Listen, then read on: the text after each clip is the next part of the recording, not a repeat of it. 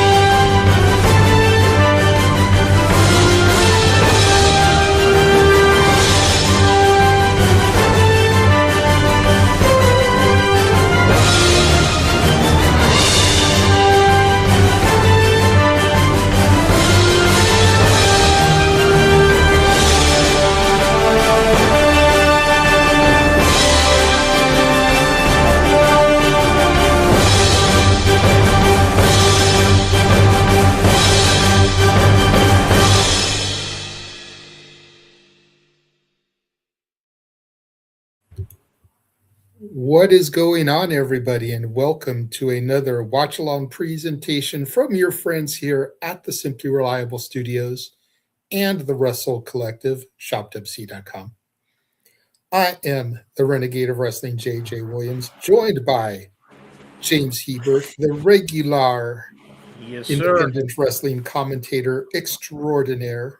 Yes, sir. Yes, sir. Good to see everybody. Good to see the peoples here on the YouTube verse, the Twitter verse, the collective, the SR Studios crew, everybody. Everybody gets to see our ugly mugs call some graps. Yes. And it's gonna be an interesting show. I have not taken the time to, do graphics like I normally do because they've only announced 3 matches. Yeah. Like you I'm sure you have Triller up. You can see on the screen that the infamous and Amazing Red are pictured there. Yep. Neither man is announced for a match as of yet. Yep. Yeah.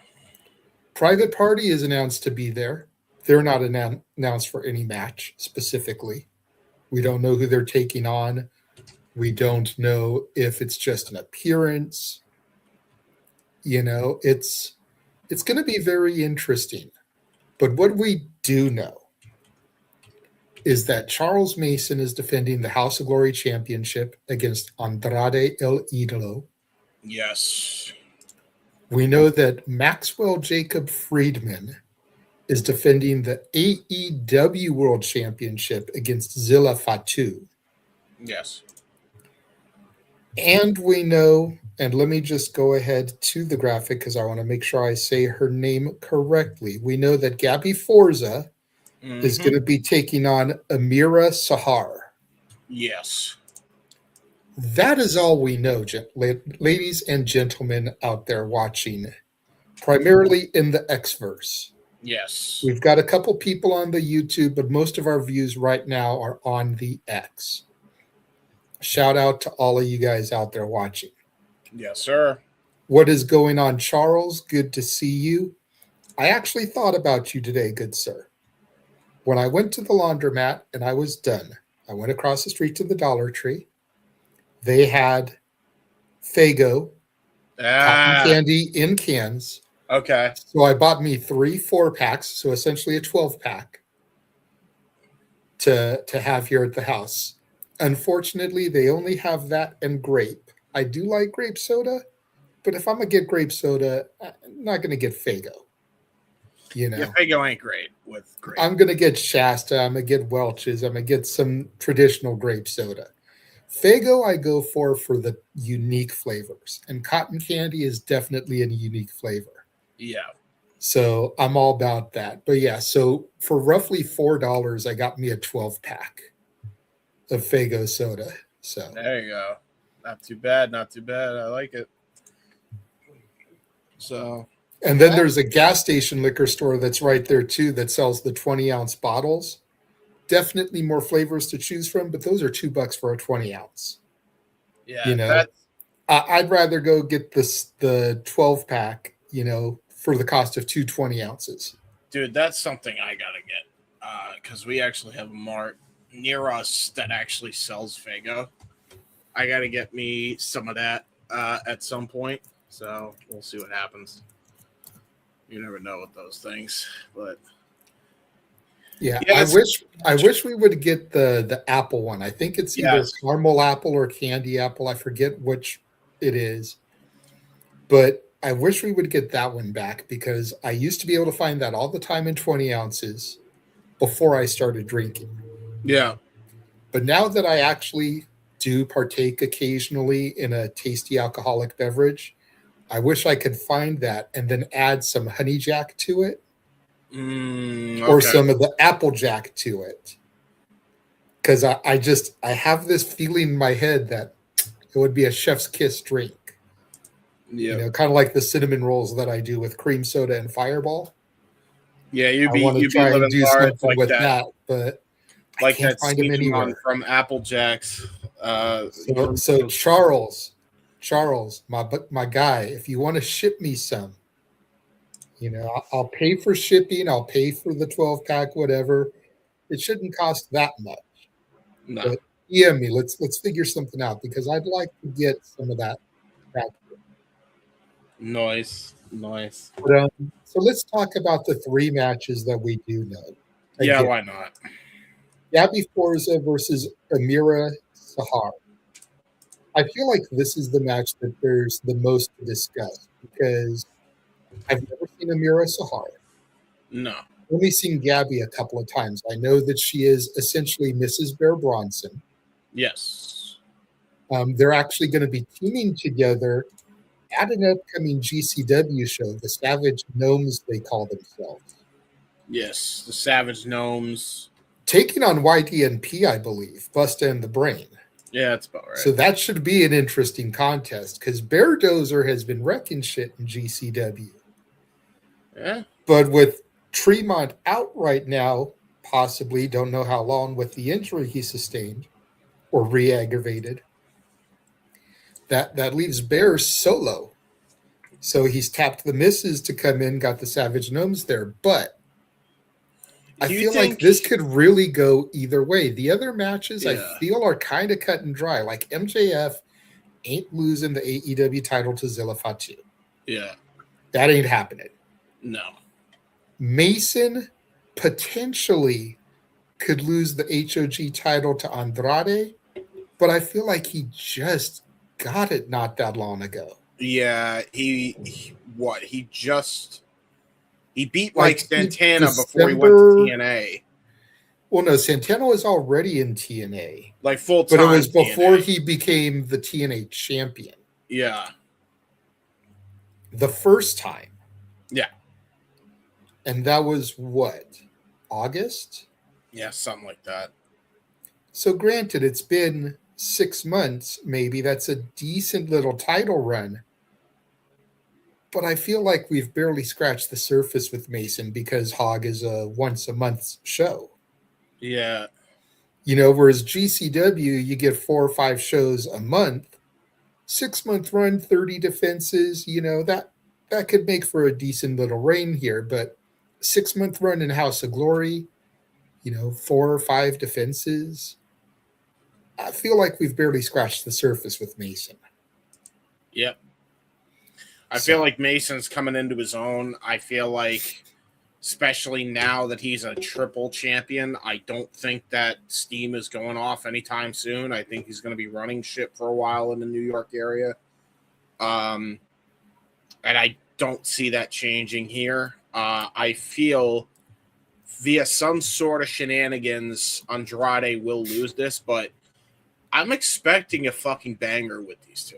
I really am. I feel like Mason has a hell of a lot to prove, and Andrade has been on a fucking roll since coming back to AEW. Like, he has his own chip on his shoulder. So when you got two guys that can hoop and they're both fucking motivated, This could be a hell of a contest. I'm really looking forward to it. Like, I am also looking forward to the World Championship match, but I don't know because and it full tilt, right? We know how good MJF is. This dude can wrestle a fucking broomstick, right? Mm-hmm. I don't know if you've heard conversations, particularly with me and Ryan, but I've been agreeing with him. He's the first one that pointed it out. I tend to agree with him. I'm kind of getting bored with this whole Zilla Fatu presentation, and I need more from him. I feel like I've seen him do the same shtick, the same moves over and over again, and he really hasn't switched it up. The only exception to that was like the one match with Bully Ray, and even that was kind of like a squash deal the second time around, to kind of hide his weaknesses. And like, so let me go ahead and jump in here. there. Let me go ahead and jump in here because I believe this show was originally supposed to be Zilla and his cousin Lance and Oi. Yes. But they scrapped that for some reason. Yep. I don't know if there's an injury on Lance's part. I don't know if it's just because they brought MJF in and they figured, let's give Zilla this high-profile match. We can run that at the next show, you know.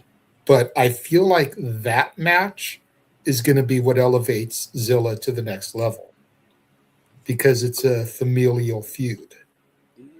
You know, it's the Hatfields and the McCoys. It's the family, you know, it's a civil war. It's two guys that came up through the ranks together who know each other's strengths, know each other's weaknesses, and can absolutely pull the best out of each other.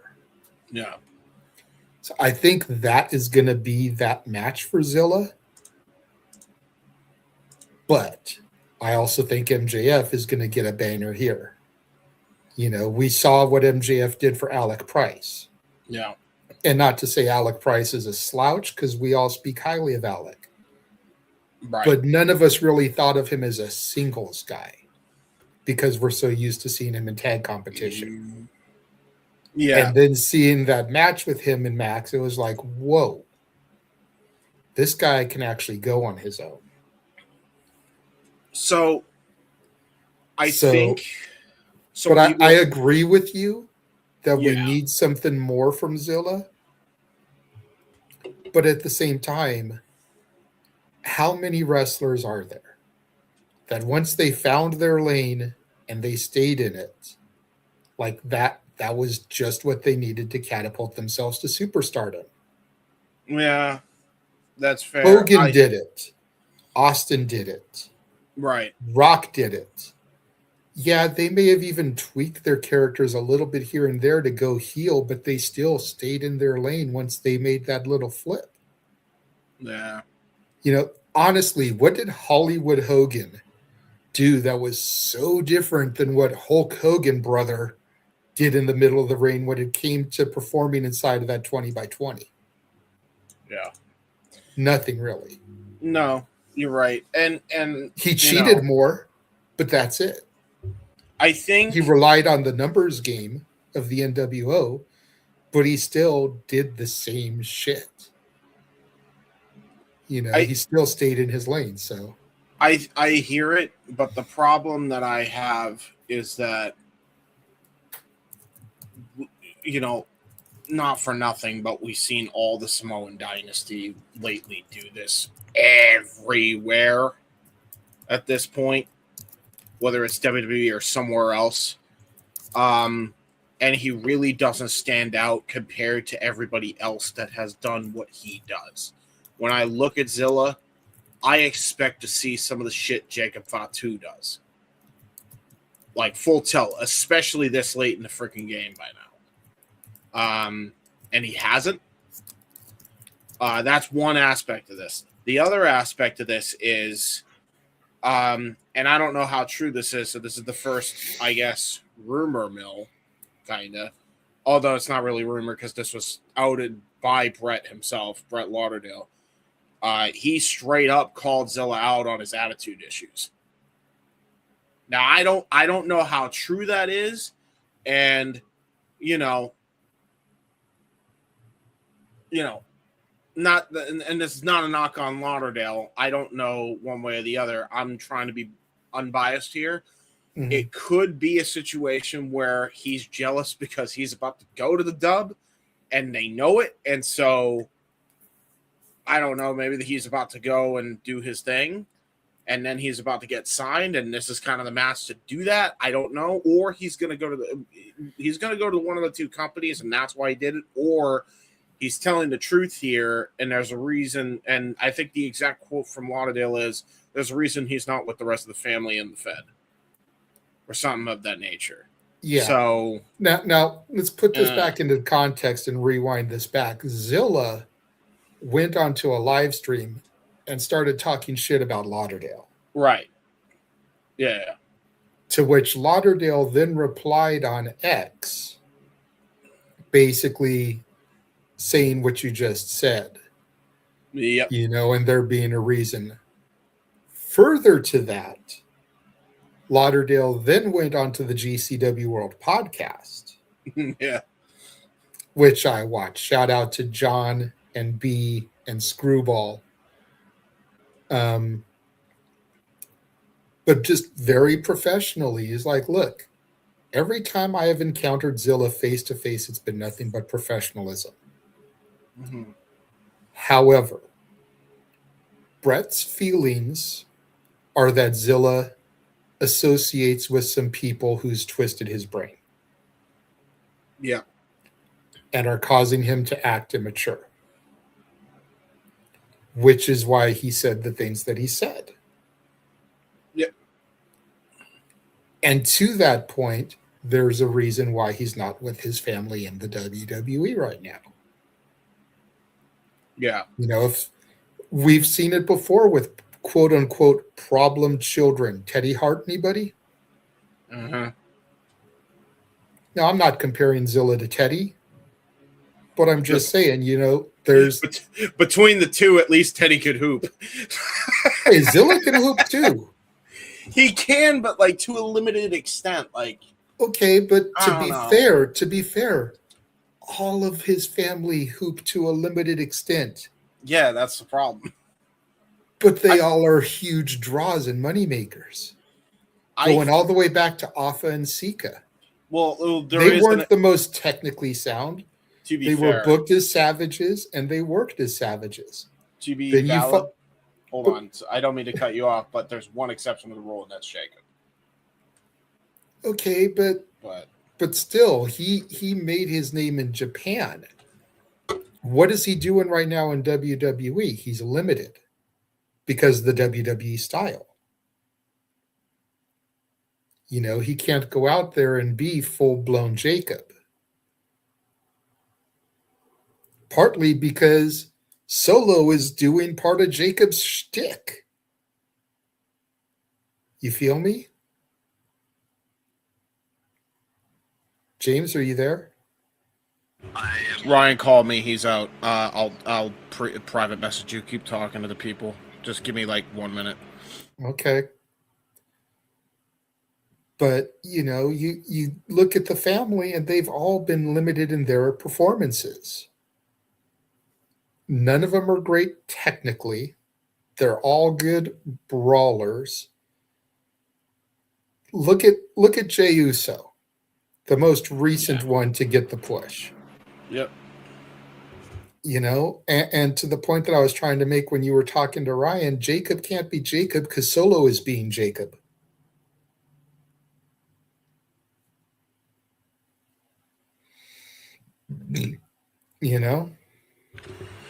It's valid.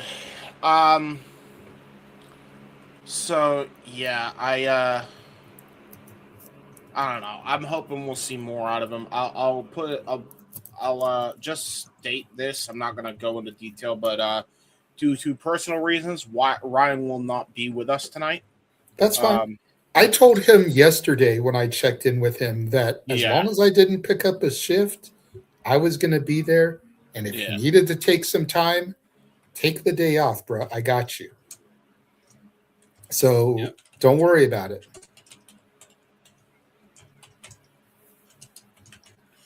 Yeah, no doubt, man.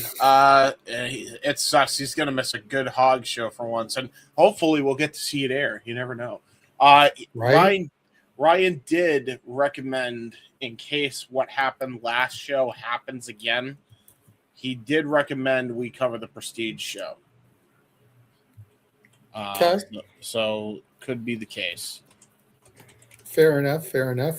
Or we could always just run back the last HOG show since we're here for HOG anyway. I mean, that's true. I know it's uploaded now. Yeah, we know we can actually see it. As far as we know, we can see the show. Anyway, we spent a lot of time on Zilla and MJF. I feel like that's because there's not a whole lot to talk about on the other matches. Mason Andrade is going to slap. Yes. I almost wonder, you mentioned shenanigans. I almost wonder if MJF is going to get involved there to possibly start something with Andrade heading into AEW TV. Good. We know he's got Hangman coming up. Yeah, true. And assuming that he keeps the title against Hangman because the stupid stipulation that's been put on this match now. But assuming he keeps the title on Hangman, what's next for MJF? Yeah. Well, this could start planting the seeds for him and Andrade going into Dynasty. As Noah likes to call it, Dynasty. I like Hannibal's version, Dynasty. It's getting over, brother. Even in the SRS, we're calling it Dynasty. Well, I do it because that's what Noah calls it. Oh, yeah. Oh, he calls it Dynasty? He started that because Hannibal called it Dynasty once on, like, a Simply Predicting. Probably for Simply Predicting. Yeah. Yeah. So, Hannibal, your phrasing of Dynasty has gotten over with the masses. Cheers to you, my friend. Wherever you may be. Like I said, the most to talk about, I think, is Gabby Forza, Amiira Sahar. And I'm going to go ahead and speculate a little bit here. Yeah. I think Main Event is going to take on Private Party. You think Main Event Private Party in this? It's going to be a very AEW heavy show, you think, huh? It's been that way for a minute. AEW and HOG have had a good working relationship. You get that little bit of TNA because, Santana, Red, that history. Yeah, the Hardys, which, by the way, where the hell have they been at this point? Like, I know you're a Hardys fan, but and I know you're not, James. I know you're not anymore. Already. Drop the belts already. What are we doing? I don't know why they haven't. Unless it's because they're trying not to book them for something that's not a huge show. I do know that Super Clash is coming up. That's going to be House of Glory / Big Event EXS, which they've done before. And just so you know, on this card already, the Acclaimed have been announced to be there. And the first ever encounter of Amazing Red and Sammy Guevara. Oh, fucking shit. Okay. This could be where the Hardys lose the titles. Because that's going to be a major stage that a lot of people are going to be tuning in for. So, just something to think about.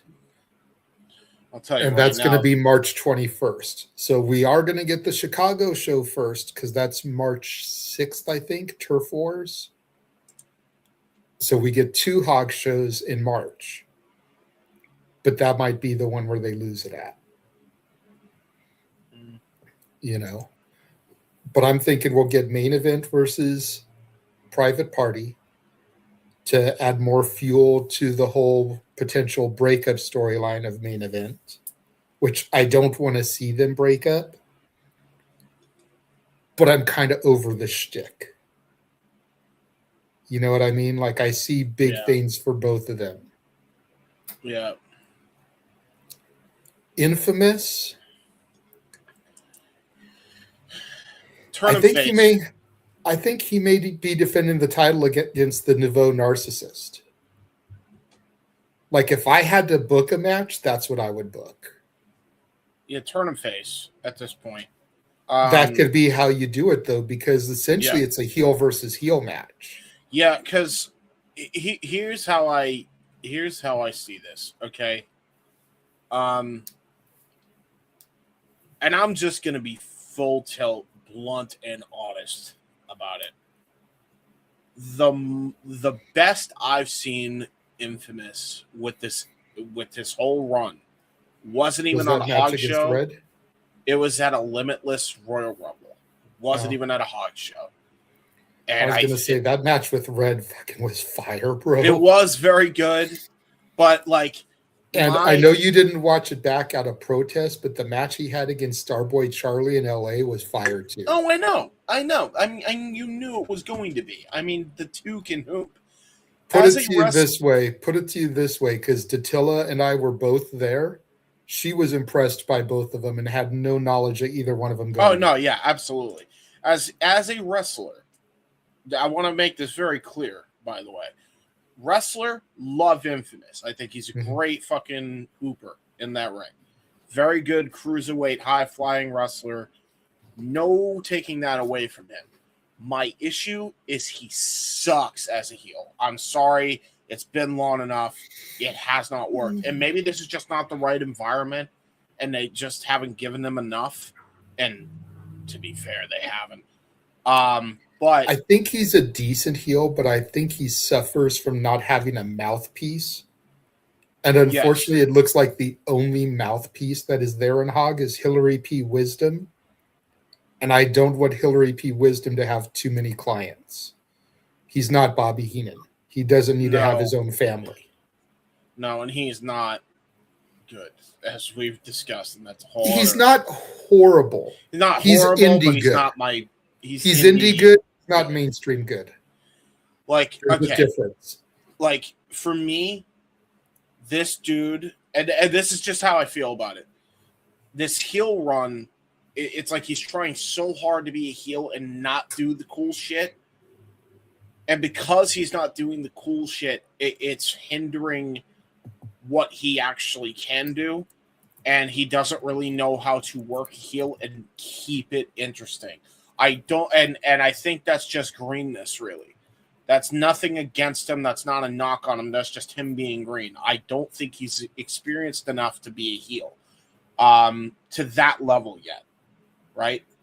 I think he needs to go back to being baby, because I think naturally he'd be way more over as a baby face, especially with this crowd. I don't think they should be force-feeding us this heel run. I think they really got to course correct. However they do it is however they do it. But if I'm got the pen and the paper for an indie show, and it happens to be HOG, I'm doing anything I can to turn Infamous baby. Because, like, this heel run is not it. At least for me. I don't know if anybody else feels the same way. I know, put it this way, the actual character work has been supremely underwhelming. The matches have been decent to really good, especially in the case of Red and Starboy Charlie. But he's been thrown in either scrambles or random matchups, or, in this never-ending feud with Red that wasn't even for the fucking title, and it was convoluted and a mess. He got fucking buried before the actual match took place, by the way, and then they did nothing with him after he got fucking Warriors Wade low-keyed stopped to hell twice. Like, well, go on. What are we doing? Well, we got a copyright notice, so that's a good sign. Yeah, it's very well. Remember, they had a copyright notice last time, and then we got the whatever that was. Again, to be fair, I wasn't home watching it. I was there live, so. Although I do think it's interesting that both Red and Infamous are wearing the same championship. Red has it around his waist, Infamous has it over his shoulder. Maybe we're going to get those two one-on-one to see who the real champion is. Yeah. I don't know. Like, that's interesting. Sure. I didn't notice that previously. I bet you that's an old render and they just decided to throw it up. Maybe, but it seems weird that they would use it considering, they've been feuding. This is also HOG. Okay, I'm not sure exactly what. I'm not sure what that's supposed to mean. That's very much a HOG thing to do, to use the old render from I bet you this is from 2023 or whatever, because I think that was the last time he was cruiserweight champ. But also, since we're on the Action Begins Soon graphic right now, HOG team, editing team, the reverse video tool is your friend. They have them on most every editor. Use it, please.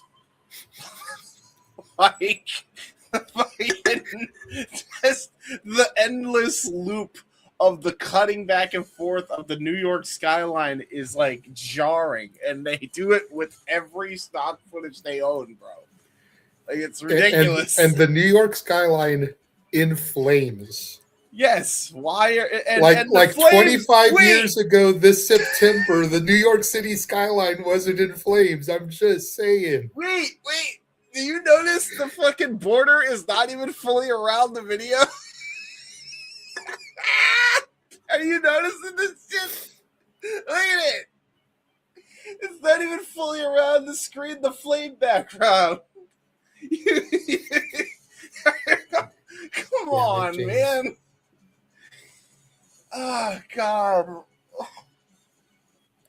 Charles is saying, apparently No Turning Back has a pre-show that's on YouTube. That would have been good to know.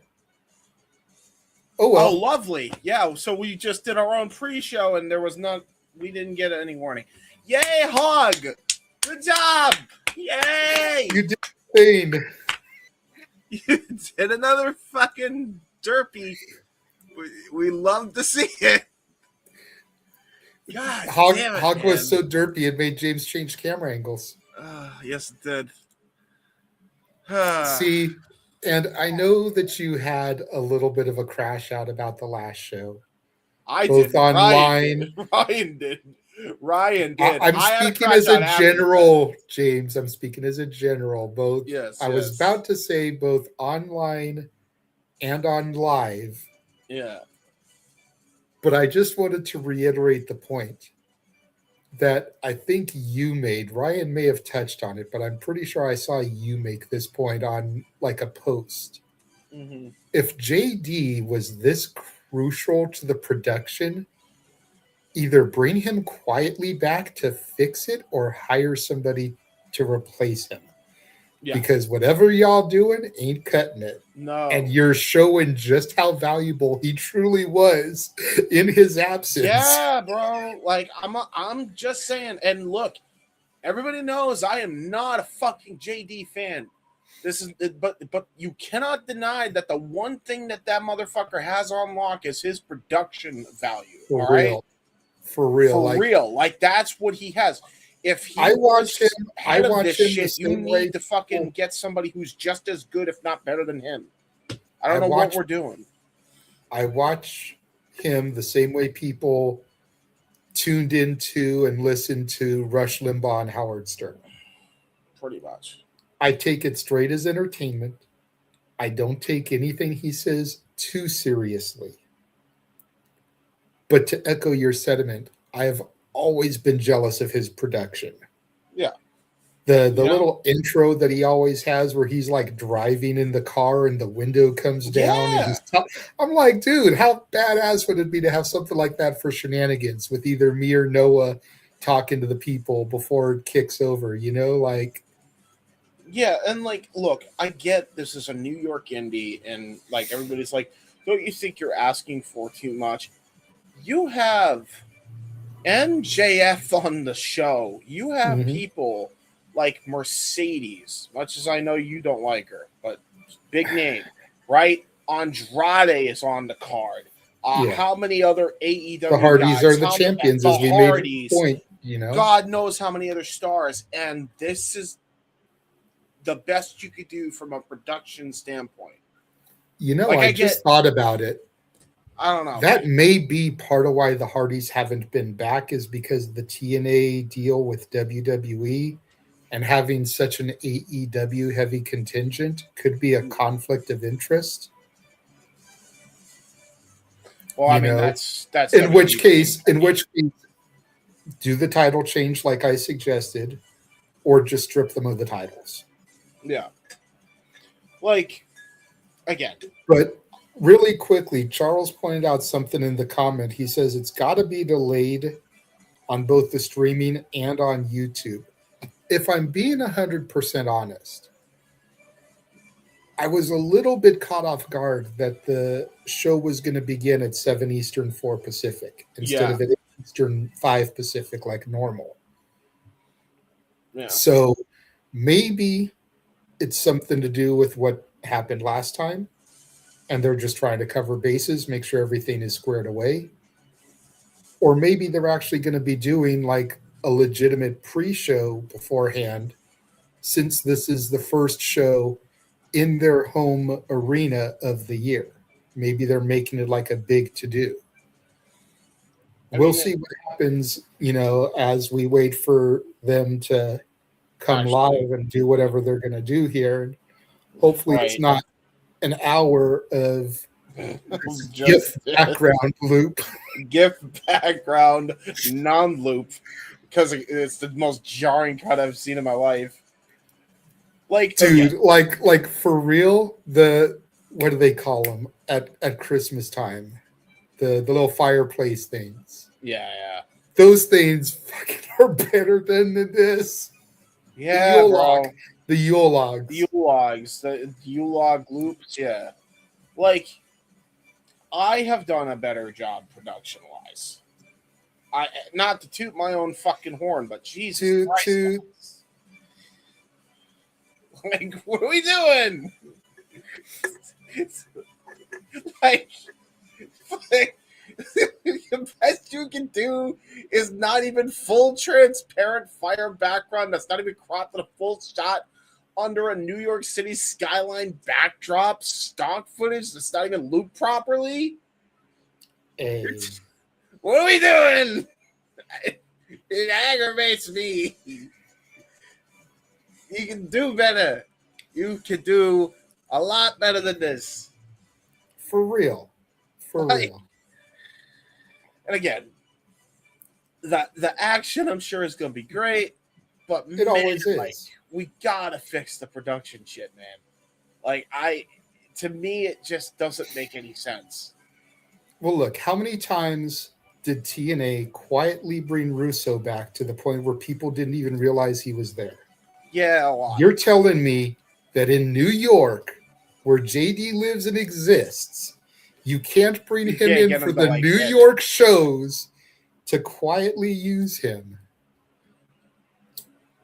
And if you don't believe us, if you don't believe us as far as James's production skills go, check out this 40-second clip. Yeah.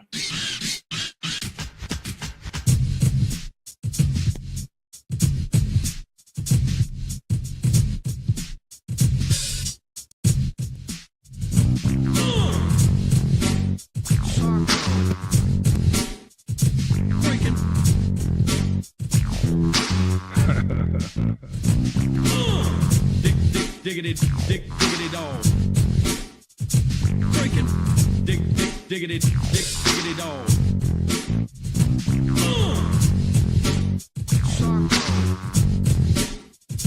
Breaking. You can see Hot Dog and a Handshake on all SRS property, on Cassidy 18th Studio, and on the Wrestle Collective YouTube channel. March 3rd, next episode. March 3rd, next episode, episode 2, with him and Carlos. You may see some guests at some point. You never know. But I mean, Look at that production value, and then look at this loading screen. This is like a it's video fucked game. up. It's like I did that on CapCut and like a fucking rush job in a day, and that looks better than this right now. I'm not doing this to toot my own horn. Look, I get I understand people think I'm being harsh. Brother, it has been 8 fucking months since let's call it what it is for all intents and purposes. It's been longer. JD. It's been longer than that, James. It's been longer than that. The Mercedes show was March of last year. It has almost been an entire year. Holy fuck. All right, get somebody in here now, bro. This is okay. You all need a good editor that does the good things, okay? Not whatever's going on here where I literally can still see the chroma key not even fully out of the fire background. Okay? This is not it. This is my AEW World Heavyweight Champion, our scumbag of the SR Studios, is in this show, and he has to be subjected to this bullshit editing? How dare you, good sir? Shame on you. Shame on you. The views and opinions of James Hebert do not necessarily reflect those of the Simply Reliable Studios or the Wrestle Collective. Hey. I'm just saying. But in this case, they probably do. We need better editors. Do the things. I can't believe, by the way, we could have started. What is it? 7:12? We could have done the preview, and then the show would probably be on in 3 minutes. You don't know that, though, with them. They could be doing this until 8 o'clock. I hope not, but they could be. I swear to Okay, God. Apparently the pre-show is now live on YouTube, so that's good. Hopefully it'll kick over here on Triller momentarily. Wait. So they have... Hold on. Hang on. Are you serious? I'm going on here. House of Glory Wrestling. Wait, okay. Wait, is that a premiere?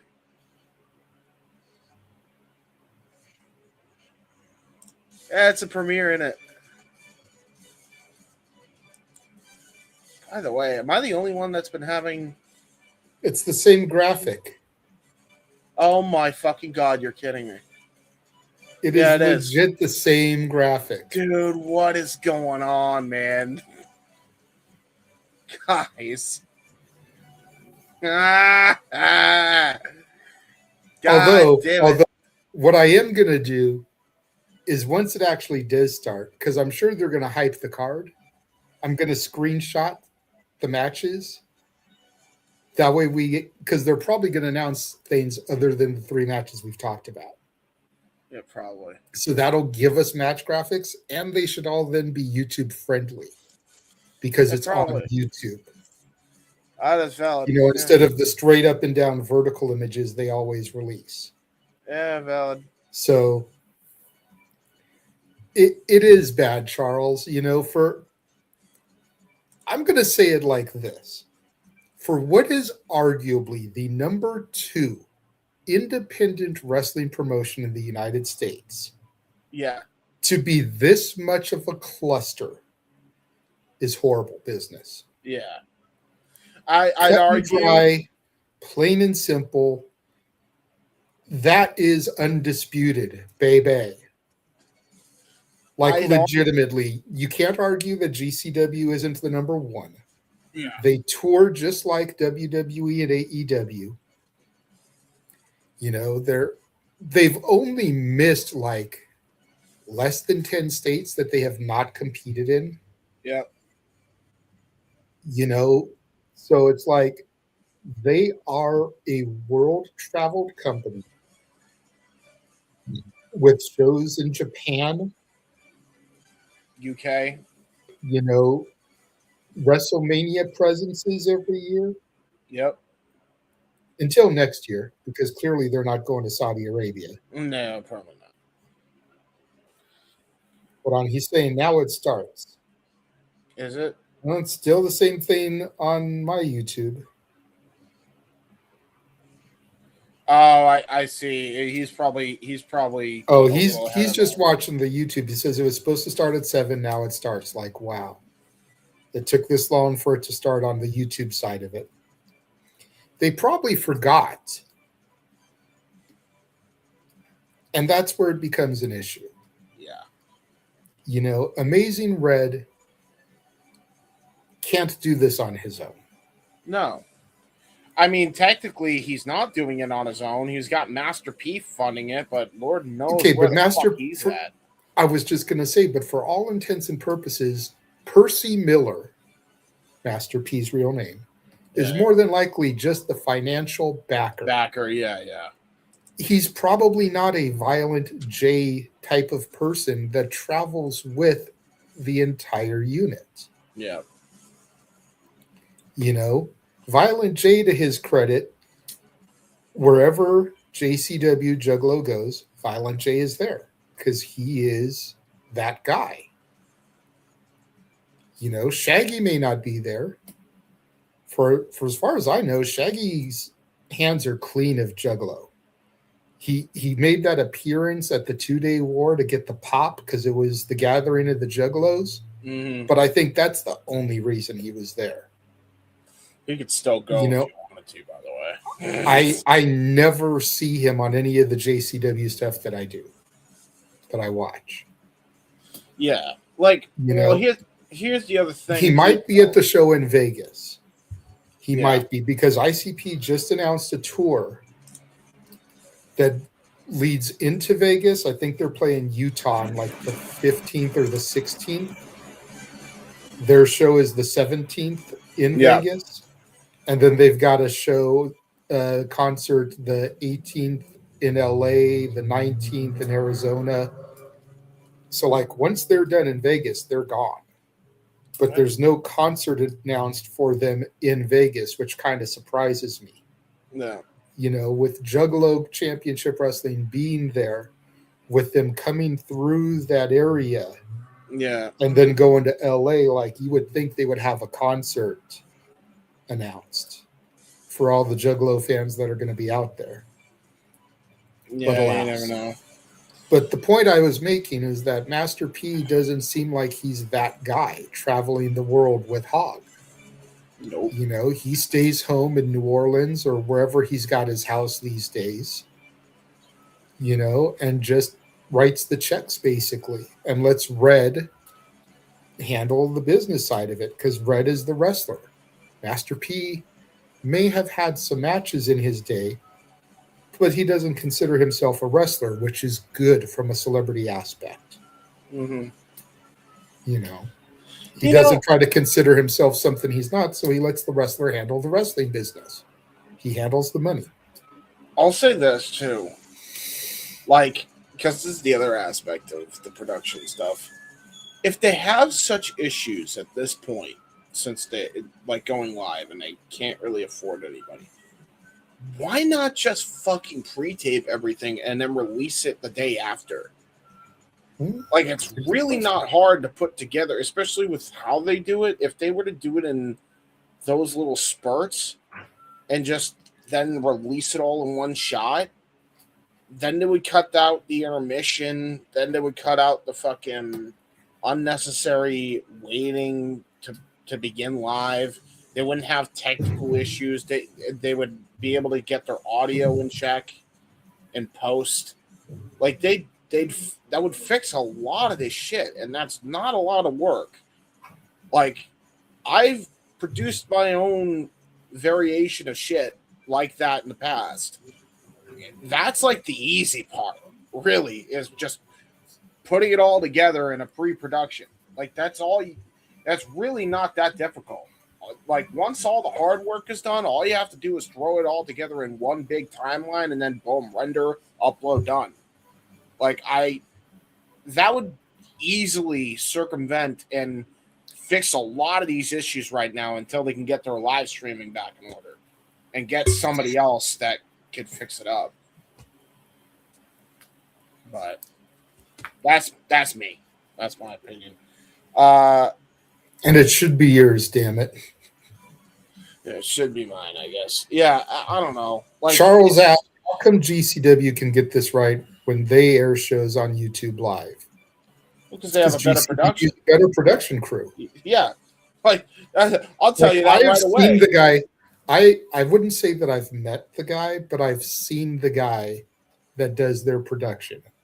Their production's I fantastic. want to say his first name is Jonathan, but his last name is Ash. Everyone just calls him Ash, ASHE. You know, but I've seen the dude run around at the LA shows. He's top tier. When the guys from the GCW world, again, shout out to my boy John, but when he was missing a cord for the live stream for their pre-show ahead of the Valentine's show, Ash had a cord that he was able to give them so they could get up and running. Yeah. And they were able to do their 2-hour live pre-show. You know, that's why I say GCW is the #1 independent promotion in the country right now. You know, Yeah. you can like GCW, you can dislike GCW, you can call it garbage championship wrestling, whatever. But it doesn't stop the fact that they are the #1 indie that there is. Yep. And their production value proves it, by the way, because like they have a really good production team. Like which is probably why ass. which is probably why they do stuff with WWE. Yeah. You know, the WWE ID stuff, which granted that's going through FSW this year instead of not GCW. Not just WWE either, like AEW as well. The amount of talent they get from them. Like they get talent from every company. Yeah. Oh, we're getting something. We got a black. I don't want to get excited, but we no saw turning back. Oh, yeah, it's HOG presents. Oh, there we go, bro. Are you serious? Are they doing the preview now? Yeah. You gotta be fucking shit. Are you fucking kidding me? Like I said, they're trying to make this professional looking. Well, I mean, right now, this is the best production I've seen. And notice it's fucking pre-recorded. You see what I mean?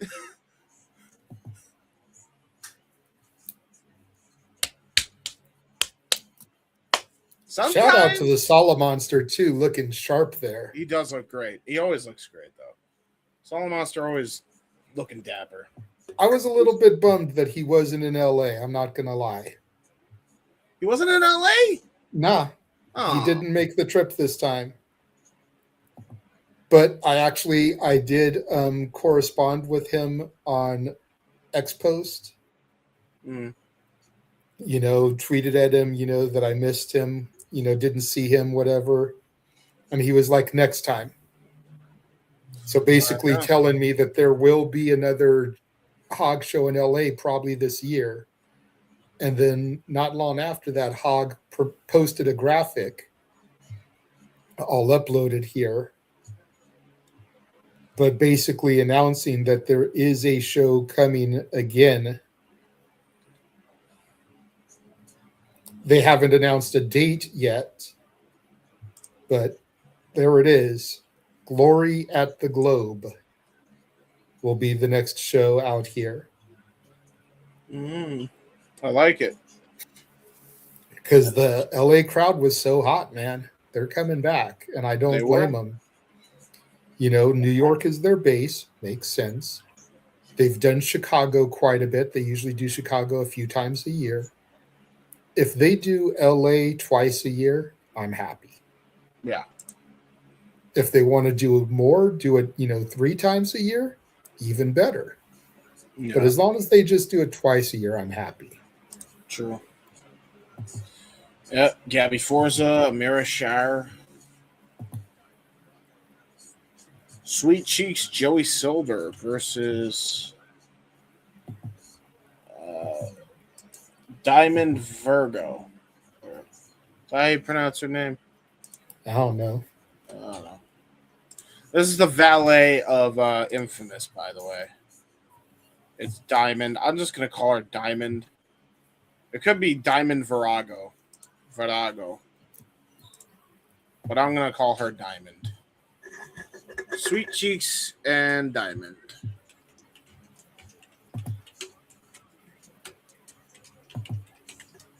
And again, this is the best production I've seen them have, and it's all pre-recorded. It's all pre-recorded. Like, this looks great. This has been the best production that I have seen them have. Period. Like, they should just pre-record their shit. I'm dead ass. Like, this would. I feel like the production itself would be a lot better if they were to just go to that for now. Like, I don't know. That's just me. All right, I am sending you via DM the images that I am screenshotting. That way we can share them. Okay. Because just like I thought, they're all YouTube friendly, which is good. Mm-hmm. And we've already got one match that we didn't know about announced. Yep.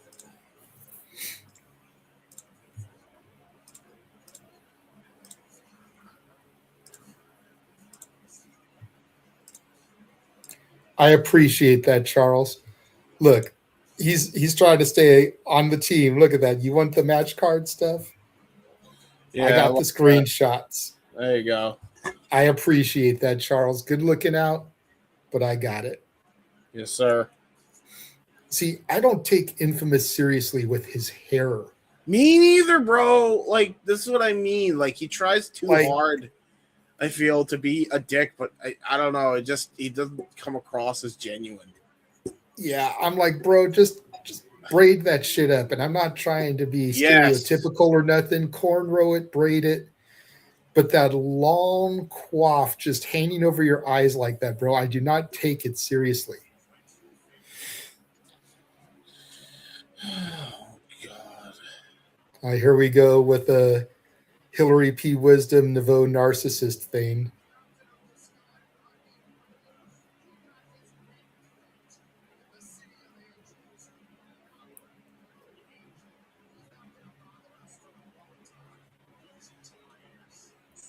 See, this dude has like all the potential in the world. I just need him to learn how to talk on his own. That, and can he not be a Lex Luger ripoff character? Especially when he's... It works for him, though. Does it? I think it does. Physically, I think it does. Like, he could definitely be more toned. Yes. But we're two fat guys saying that. Like, who the fuck are we to talk? Hey, listen, broken clock's right twice a day. I still would kill for his body. Just saying. Yeah, that's valid. That's fair. That's fair. So who are we to talk? I kill for his really? metabolism. That's for damn sure. Shit. But I mean, it works for him, I think. The gimmick, if presented right, still works. And I feel like it's been long enough since we had that narcissist gimmick that's why it works. Not true. Okay, so taking a look at main event. There we go.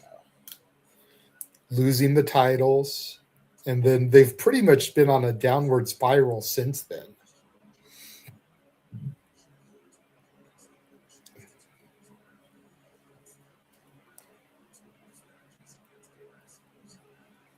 I will say one of the funniest things was seeing Blazing J Lion walk around without his mask.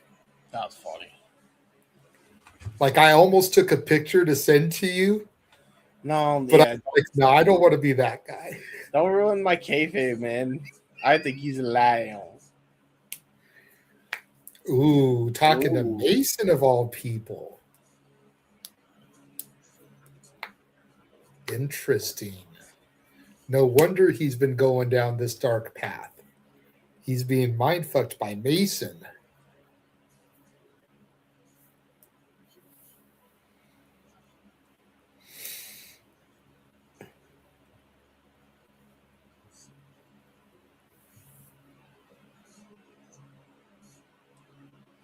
I really don't want them to break up the main event, by the way, because they have literally been like, if YDNP were 1A, main event had been 1B. I know. Like, I really don't understand why we're breaking them up. Like, fuck, to be fair man. though, because I've looked into these guys a little bit, and if I'm remembering what I read properly, they've been a team since like 2018. Like, it might just be time to try them on different pastures now. They've been a team together for close to 10 years. It sucks because I think they should also be signed to fucking AEW in a heartbeat. Right there with Oliver and Price, man. I'm gonna say this, and I'm gonna cut you off at the heels. I'm gonna cut you off at the heels. Dude needs to lose the mask before they get signed. The fuck he don't. No, bro, he's not a luchador. He's a the lion. Mask looks corny. Evil fucking Uno can wrestle and get a goddamn multiple title shots in his goddamn fucking career. That I believe that Jay fucking Lion can keep his goddamn mask on. Okay? I don't want to hear that shit. Look. He's allowed his masks. No. Yeah, that was dope, that beatdown. I love that after Andrade's match. Man, this show looked awesome. It was. You should have watched it. I know. Same, we didn't get to see it live.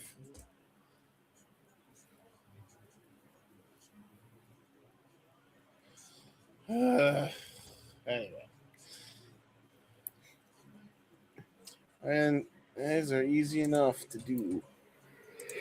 So did we get all the match cards? It feels like we did. We've only got 4 matches now. Well, we have one more than we did. We do. It's sure something. By the way, thank you to the 105. Oh, fuck off. 104 of you that are watching right now. Thank you all very much. And to think, I haven't even put the tweet out with the hashtag yet because I'm waiting to see what the official hashtag for the show is. Bro, once I do that, it'll probably go up even more. Yeah, it's almost because like then people that search for the show are going to find it. Here, I'll look it up. Okay. They usually have it on the corner, James. That's what I'm saying. Like, well, no, I know. Just hang tight. They'll put the thing up when they're ready. Are they live? Is this live? I don't think so, but it could be. Yep, it's live. Okay. Bro. Why did the audio jump like fucking 5 octaves? Don't know. Bro, I literally have my volume at 6.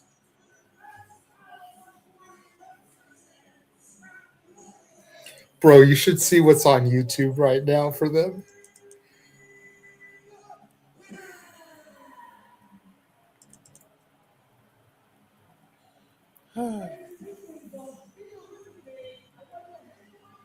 Wait a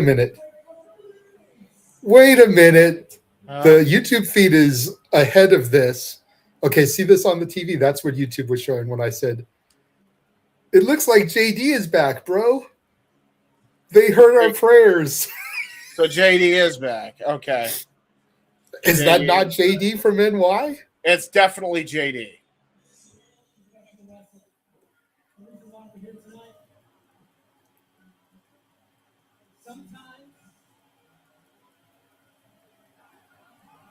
Shut the F up. Dude, holy, talk about still not getting a hero's fucking welcome. Man, could have happened to a nicer guy. Couldn't be me. Hold on, let's give him a moment, see what he's trying to say here.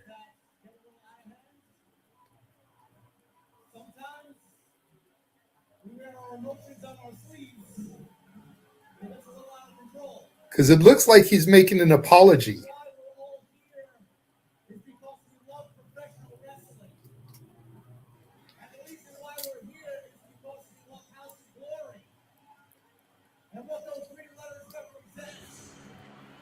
Okay.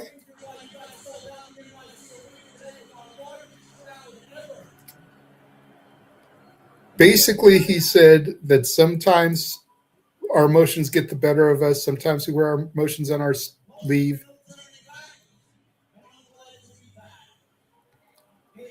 Welcome to No Turning Back, and I'm glad to be back. Well, their production. So yeah, he basically just made a little apology. Sometimes we get carried away. Sometimes we wear our emotions on our sleeve, but we're all here because we love professional wrestling. You guys sold out the arena. Welcome to No Turning Back, and it's glad to be back. Interesting. All right. Before we get to the action, I'm going to just state this. My opinion. Oh, we're starting with the main event, so get it out quick. It's your boys. All right. That was the most half-assed fucking apology I've ever seen somebody deliver. JD, I hope you watch this. I don't believe you're fucking sincere. I don't believe your fucking apology. I believe you are not at all sorry, and you just said it because they told you to fucking say it. You didn't fucking mean a word of it, and I could tell by the fucking body language. And before you fucking judge me, I have a degree in communication, so I happen to know a thing or two about fucking communication. So, I may be autistic. I'm not fucking stupid, pal. Actually mean it. The reason you were fucking booted was because Mercedes did not like what the fuck you said about her fucking coworkers. And look, you can like Mercedes or fucking hate her. She was fucking right there. You have gone way too fucking far with the shit. Way too fucking far. Actually fucking apologize for the awful shit you said about the show, and then we can fucking talk. Until then, keep your bullshit apologies to your fucking self. There's my rant. There's my crash out. Thank you for coming to my TED Talk. Fucking ridiculous. Fucking alrighty then. Absolute load of shit. And that's the only time you're probably ever going to hear that fucker's name ever uttered, because I am not going to be mentioning him on any House of Glory show that we haven't covered going forward. Name probably going to have to, bro, because if he comes into the ring, you have to call the action. You have to talk about who's out there. Dual focus. Okay, I've never heard of these guys. I like dual focus. Okay, this is going to be a dope match. Real quick, I am going to get a soda. I'll be right back before the match begins. I realize I'm at the drink. I need a drink. All right, well, while he is out of the room, whether it was sincere or not, who am I to judge? I'm glad JD came out and made a public apology. They always say that the apology needs to be as loud as the disrespect. His disrespect is public. The apology was public. Whether you like him or not, he made it. And let's get on with the show. Yeah. Dual Focus is a really good team. I've seen them wrestle once. They're very good. They're a very good unit. Okay.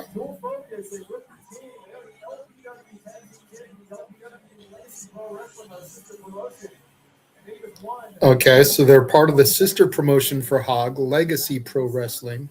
Yeah. Isn't that Isn't Legacy one of the championships that fucking Charles Mason has? Probably. 'Cause It he would has make 3 belts. sense. Yeah, he has 3 belts. Yeah, we know one is the Jersey belt. We know one is the Hog belt. Legacy might be the other one, which would make sense if he's champion of both promotions. You know, if that's the sister promotion.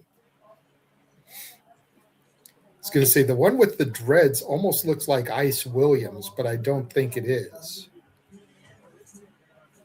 And no, that's not a joke because all black people look alike. I know they don't.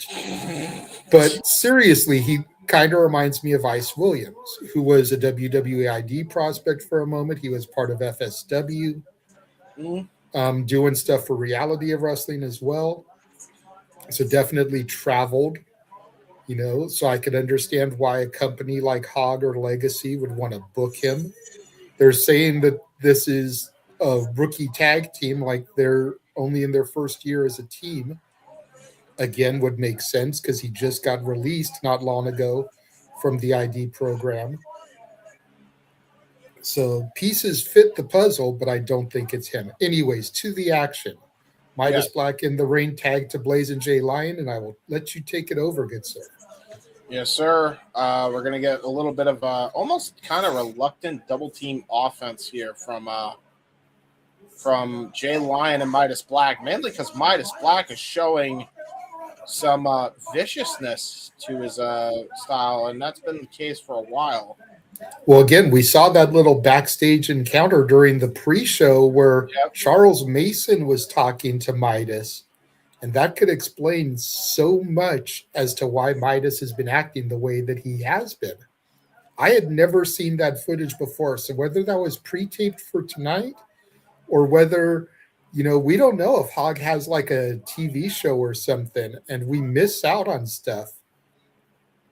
I've never really seen them post internet promos.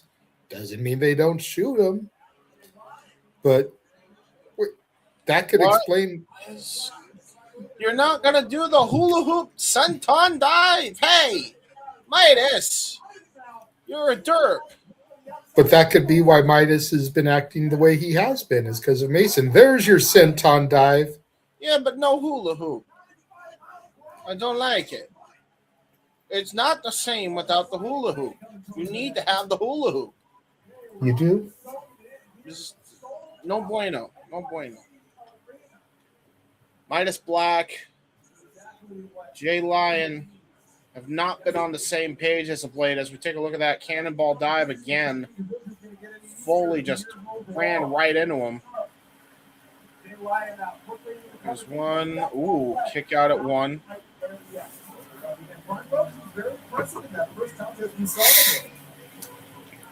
And now we an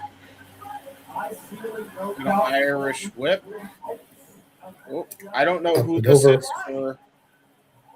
I actually I don't know their names either. Yeah, but the one with the fro just had a great elevated drop kick. Irish whip. Double leapfrog underhook. Nice arm drag into a nice rising knee strike. Good leg drop and a good senton there by Dual Focus. Really nice tag team offense.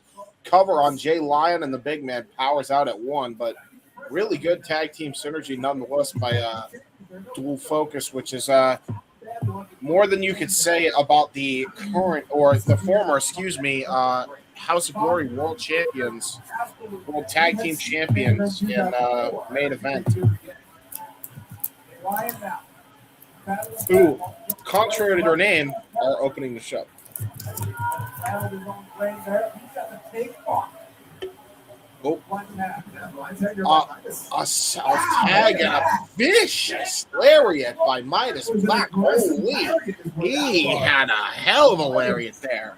What is going on here? By the way, that feed is right there. Like I takes her back. Yeah, taking exception to this aggressive side. Midas Black. Look at the leg there. I'm not quite sure. I'm not sure Jay Lyon is. I see what's going on. Hold on. This is what they need to be doing. Hold on. I have no idea where the feed is. Right back out. And Jay Lyon, There, but that's really contact. I'm not sure about what's going on here with these two. We're quite on the same page. That might be the opening.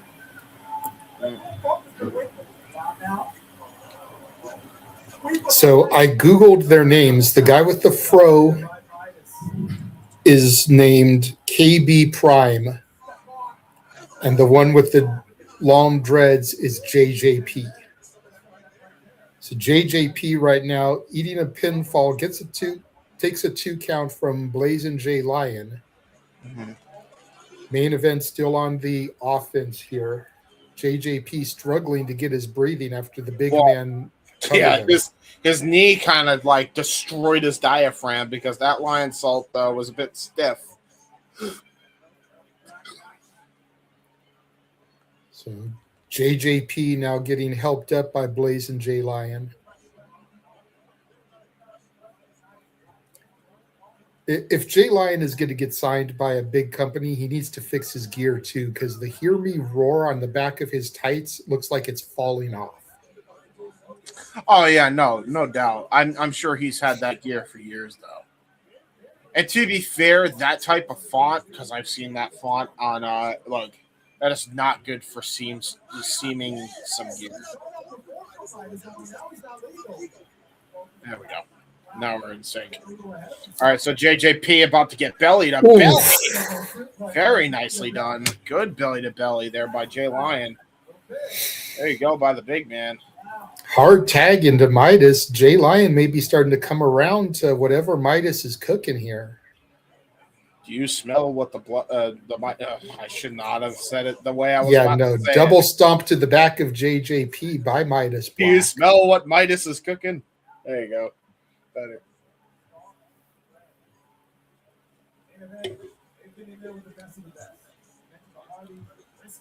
Midas Black and J Lion have fought the Who's Who tag team wrestling, apparently even the Briscoes. So it's definitely a vicious type of side we're seeing from J Lion and Midas Black here. What's up, Nick? Good to see you this evening. Main event is very much acting heel, mainly Midas Black. I think I was going to say going along with it. I was going to say it's Midas Black has been acting heel for a minute. Ooh. Nice monkey flip by Midas, but JJP lands on his feet.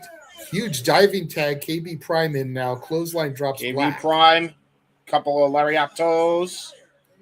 Ducks the lariat. Ooh, Mongolian chop. Right, boxing the ears up.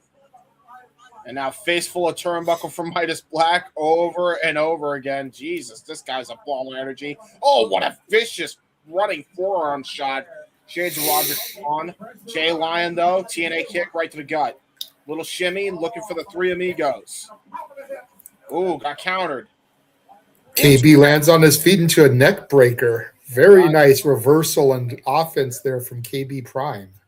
Simple but effective reversal counter wrestling there. And now going to go for a nice suplex into a bridge. What the hell has he got going on here? Going to go for another suplex of sorts. Gets a double one off. Very nicely done by Prime. Into a cover. There's one. There's two. And J Lions there to break it up at the last possible second, just basically cannonballing Prime right onto the canvas. Try to go for a swing and a miss haymaker there, and now getting comboed there by D Lion. Very smart, though, by KB. He pulled Midas away from the ropes there where he went for that pin attempt. For as young as he may be in the game, that was very good instincts. And now, Jesus. Fucking Saito suplex. Dumps KB Prime on his dome. Yeah, thankfully, his fro can act as a little bit of a cushion. 619. Very nice. This is New York. This is the 212. Yeah, fair. Lion salt from the Lion. Right off to his head. Oh, no, the poor bastard. Oh, God, that's a lot of weight. That's a huge bitch. Midas Black now go to the top rope to finish off the combo offense. And a frog splash into the knees. Oh no! Oh no! And Jay 2. Lion got held. Oh. That was close. I thought that was it, man. The way that JJP took Blazing J out of the outside. If Ooh. KB had been able to hook that leg with his leg, that would have been it. Great cartwheel evade, but still got caught with a knee there by the other member of Dual Focus. I forget his name already. I apologize. JJP. JJP with a hell of a rising knee strike, and now KB Prime looking for a tag, possibly looking for their own tag team offense here.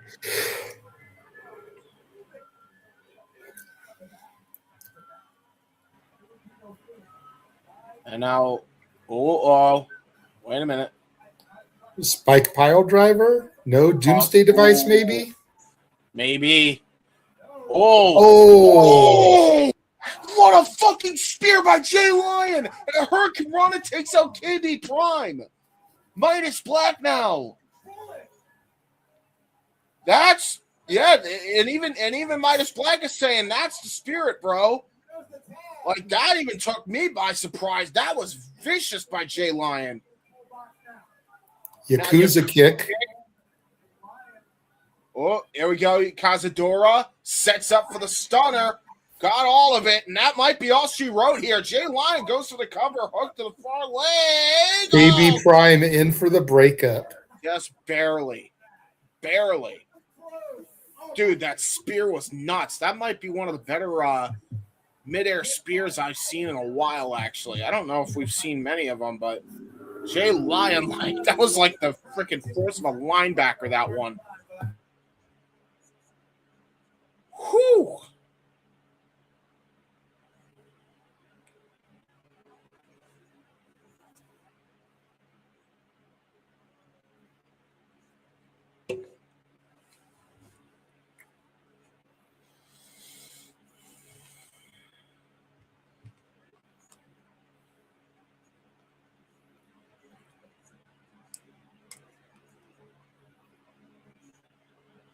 Get it, Lion. I'm going to stop now. I see. I got the reference. Now here we go. Back and forth here between damn, I keep forgetting the other one's name. JJP and KB Prime. JJP. Great exploder by JP. Into a senton though by Jay Lion, and here we go. KB Prime coming up. How do you forget his name when you're on camera with a JJ? Yeah, that's fair. JJP. Oh! Double underhook pile driver by Jay Lion on the KB Prime.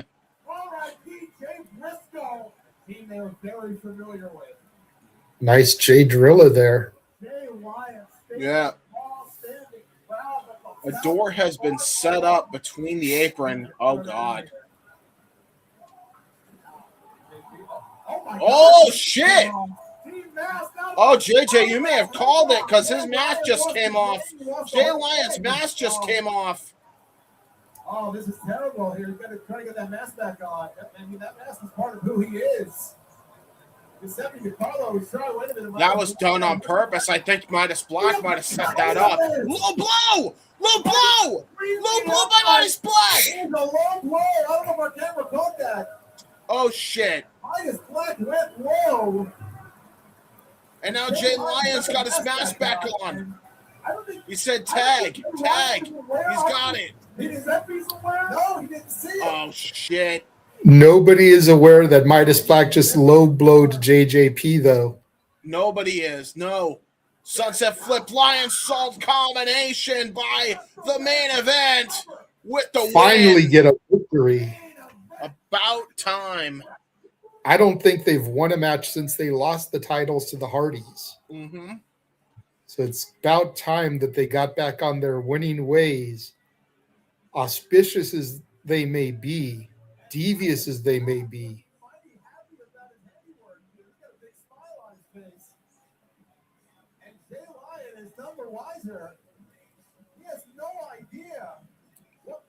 Yeah, this is not gonna be good for the Lion and his den there. I think the keeper, if you will, is pulling some tricks behind the Lion's back. I mean, Midas Black with a win, I guess by any means necessary. Well, that's the way it should be. Remember, I forget if it was Bobby Heenan or Jesse Ventura who originally said it, but I've heard both of them say it. Win if you can, lose if you must, but always cheat.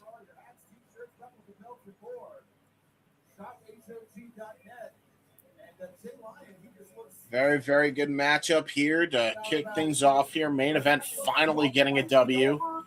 A reluctant W, if anything.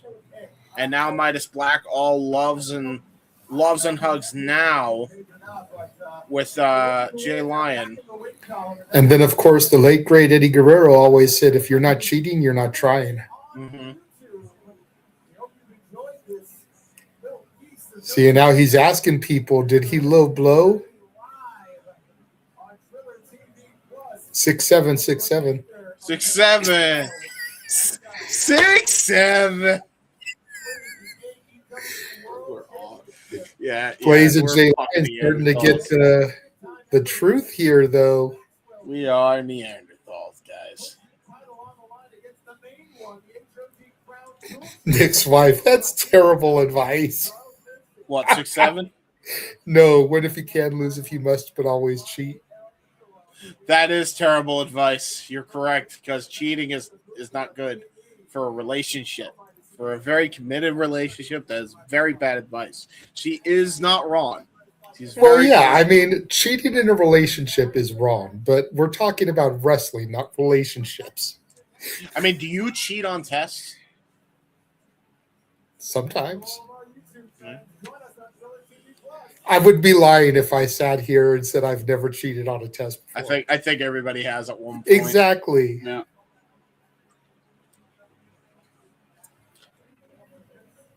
And there you go. Well, there you go. First match, we actually saw it. Production seems like it's way fucking better. They got some guy there. I don't know. I think he's invisible. YouTube just went off the air, so that match was actually free on YouTube. Okay. Does that mean we're gonna get another intermission? Probably not. But we probably gonna have to deal with a little bit of pre-show mic talk because 2 minutes before it will officially go live. 2 minutes. So he's telling everyone where they're going to be next. I see. Chicago, the Superclass show. Okay.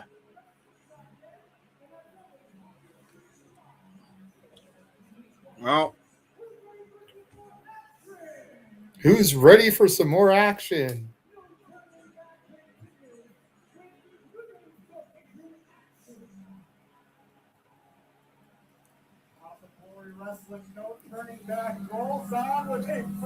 And going right into the women's match, Gabby Forza. Alrighty, here we go. We'll at least get this file loaded in.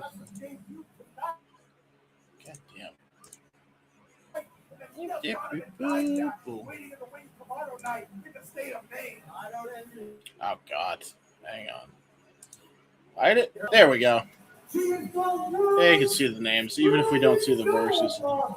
With a drop of 358 pounds, a deadlift of 462 pounds, What? and a bench press What? of 200. By the way, I hear your feed like crazy, by the way. It keeps happening every now and again when you're not talking. Okay, I'll turn it down a little bit. Yeah. It's like it's only on level 3 on my TV. Yeah. It was a little bit higher, but I just turned it to 3. Yeah, I bet you I know the situation. Let me try something.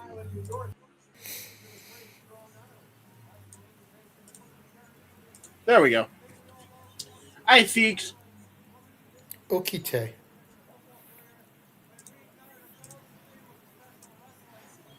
So, yeah. Yeah, you could tell JD is back because I don't remember seeing Trons like this in the time he was gone. Yeah. No, well, that's what I'm saying. Okay. So, Like, I don't like the person. I think that's obvious. But, okay. from a production standpoint, and I said this, he's great. But he didn't mean his fucking apology. You know what I mean? But yeah, What production is way the better. belt that she has? I don't She's a know, but I champion like it. somewhere. I mean, that belt looks fucking awesome, actually.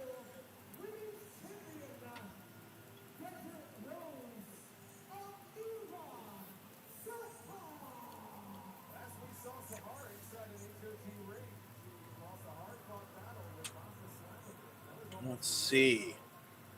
I want All to right, see so that. the last time she was in a HOG ring was a hardcore battle with Masha Slamovich, apparently. Oh wow. Oh, LPW, okay.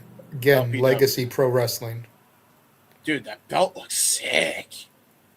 That is wow. Bro, that's something like Scorpio Sky wants to get his fucking hands on, bro. Like that, the Lakers colors.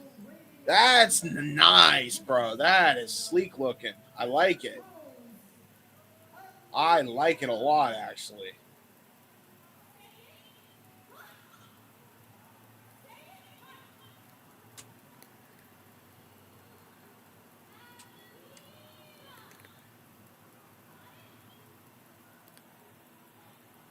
She's got to be a heel, too, of course. Yeah, of course.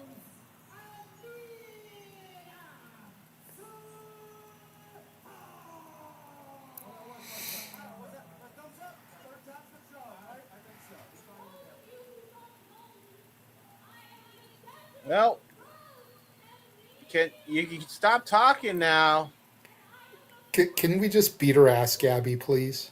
Gabby? Please. I mean, at least. By the way, I mean, as far as we know, it's not a title match, so Okay. Gabby can win here. So, Mm-hmm. and then she'd be in line for a title shot because she beat the champ. Mm-hmm. I'll state this also. Very nice. Very nicely done. As far as the audio quality is way better than it has been in previous times. I Again, mean, look who's back, back again. Yeah, yeah, yeah. I mean, it didn't have to be him. They could have gotten somebody to fucking help this shit go on.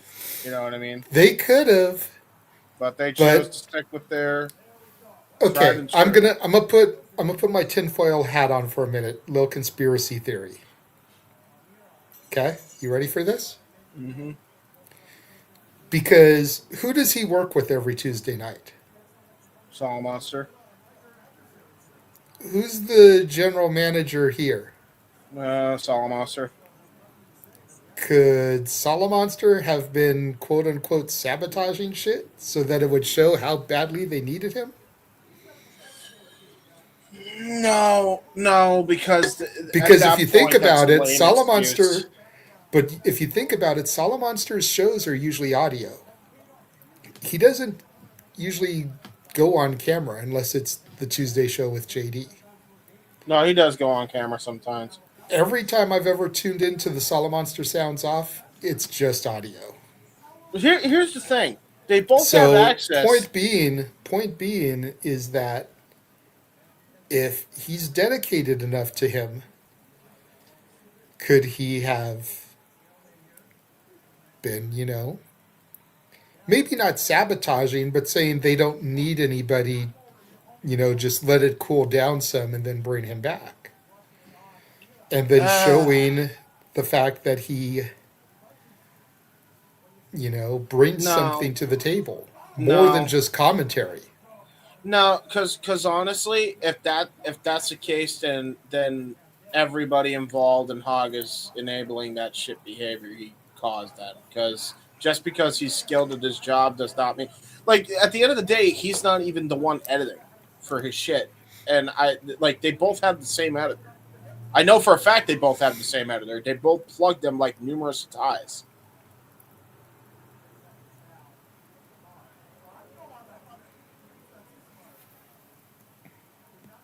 Yeah, thank you, Hannibal's in the Hannibal. chat now. Yeah, Hannibal, you missed my fucking rant. I already said it's a bullshit apology. I straight up called it. It's fucking hilarious, by the way, that the most views we have gotten off of that was when this fucker came back. I will say that because that's how much people can't stand him. Or like him again, you know, he's a polarizing personality in the wrestling space. My comparisons to Howard Stern and Rush Limbaugh were given for a reason. People either like Howard Stern and Rush Limbaugh or they hate Howard Stern and Rush Limbaugh. But regardless, at their time, they were two of the most watched and listened to in their field. Ooh, good airplane spin into a Samoan drop, by the way, by Gabby Forza. And no, Nick, you didn't miss shit. Yes, Nick. Yes, Nick. You missed a JD from New York apology in the center of the ring before the show started. He didn't even apologize. Hold on, James. Whether you believe his apology or you don't believe his apology is irrelevant. House of Glory started the show with JD from New York in the center of the ring issuing a public apology. So yes, he apologized. We can go on and on about the sincerity, whether it was real or fake, etc., etc. But he did issue an apology in public. So we can't dispute that. Not for the fucking reasons that... Like, he didn't even explain what he was apologizing for, by the way. I just want to point out.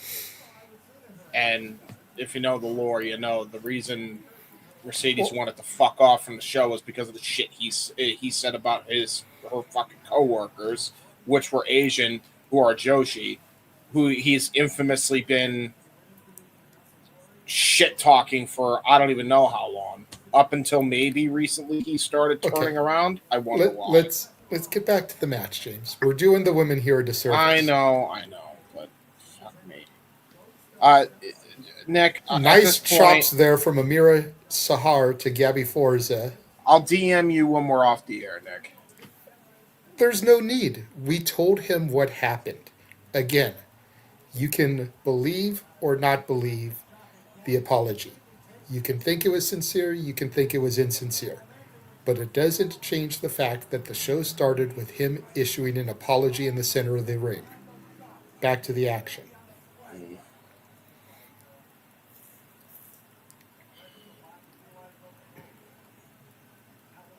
Amiira off the ropes there. Nice swinging neck breaker. Almost a reverse swinging neck breaker. Hooks the leg, gets a 2 on Gabby Forza.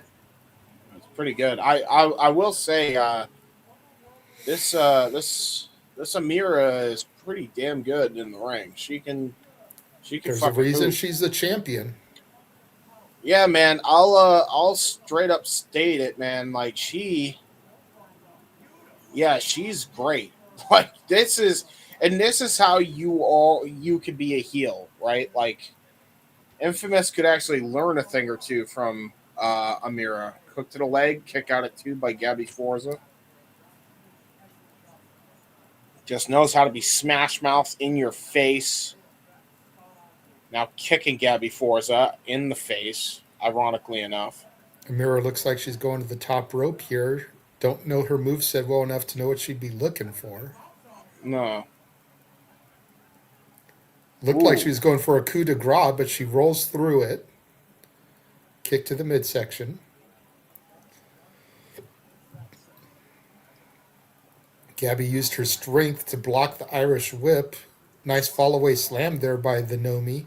Yes, sack of shit slam. Shout out Scott Hall, because that's what he used to call it. Sack of shit.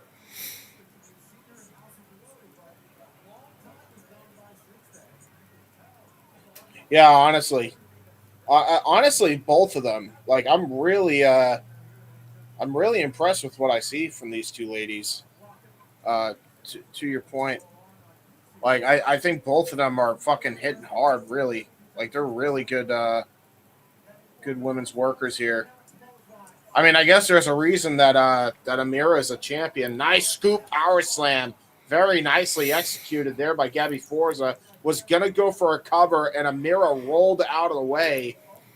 But Gabby Forza immediately capitalizes with a Vader bomb, hooks to both legs, which forces Amiira to have to exert a lot of energy to kick out of that pin attempt. Very nicely done there. Yeah, honestly, fair point, Hannibal. Fair point. There's 2 Nicks in here, by the way, technically speaking. Yes. There is. Except we call Nick the soap dish Hannibal. This is true. So, but he is. And the other one is the Canadian king of. Dude. The other one, I saw it. The other one is the Canadian king of food and smut. Oh, hey. One's just got a longer nickname. Oh yeah, that's a lot. That's a long nickname. No, wait. I would hate to put that on a business card. He's not a smut person. I believe his wife is. To be fair. I mean, But yes, one half of the fish and dish connection in the chat room. And there's you guys get to catch Wrestling Autism every Monday at 5:30 Eastern. And don't forget LTF Light the Fuse, the AEW Dynamite preview as well. Yes, sir. Yes, sir. Check out that is our a space exclusive. And also, I forgot. Gotta get this thing called oh wow, nice Oklahoma Stampede there from Gabby Forza. You guys should check out this thing called shopwc.com for all your merchandise needs. I still need you to send me that audio file so we can. Yeah, put I keep forgetting. That's my bad. Because I legit want to try and edit together a commercial for them. Oh, just take clips of Dev wearing the hoodie and the octopus. Bro, she fucked her up. Oh, barely kicked out. Shoulder up. Yeah, no, I like these two. They're even Amiira is a little taken back by it. They're putting on a really good match here. Yeah, honestly, I'm really impressed by both women here. This is a really good fucking women's contest. Honestly, I kind of want to see Amiira and Shotzi unify the titles. A little bit of unification. Double champ it. I know that James is happy to read that there, Nick. Oh, what a Omega driver, a Rikishi driver by Gabby Forza. What a win. That was out of nowhere. She just pinned the champ. So, again, you got to figure she's got to be in line now for a title shot at that LPW championship. Yeah, you would think at that point. Very nice. That was a great transition because I think Amiira was going to go for almost like a Hurricane Rana head scissors, and it got countered into that Rikishi driver. Samoan pile driver there gets the win for Gabby Forza, drops her right on top of her head. God damn. Gabby's got some cushion for that too, so. Yeah, so she felt none of that. Meanwhile, Amiira felt all of that, unfortunately.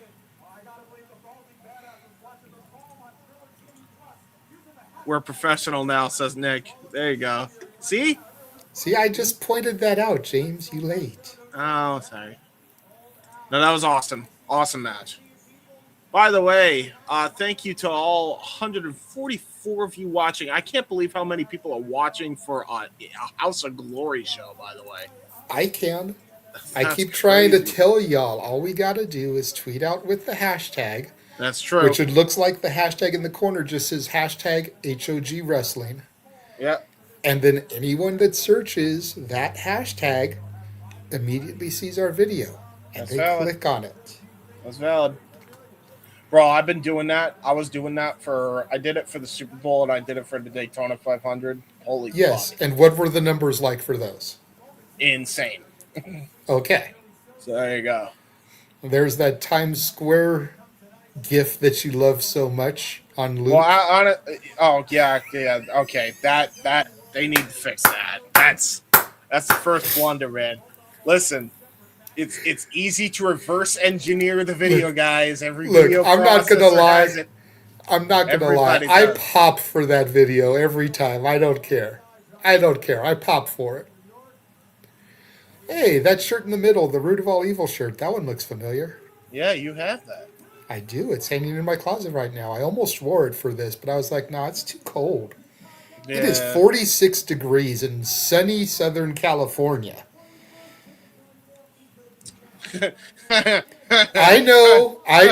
You're on the East Coast. You're supposed to be cold, though, James. James, You're funny. James, You're you're funny. supposed to be cold. We are sunny Southern California. We're supposed to be in the 50s at the minimum, more like the 60s. Freaking cold. Get out of here. It's friggin' California cold, James. Shut it. California. It's snowing here. Oh, wait. We're still getting a... Oh, wait. No, this is the infamous match, isn't it? Okay. I was, like, confused. Are we still getting Diamond? Yeah. Why is... Okay, Diamond. Don't fight the child. Leave the child alone. She did not... She a paying customer. Don't do that. That's rude. Very rude. Don't do that. Very rude. Oh, yeah, that's right. We still have...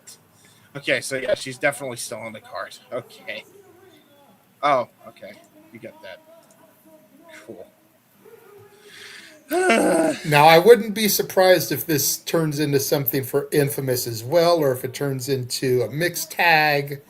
Yeah. You know, just the fact that Infamous is out there with her.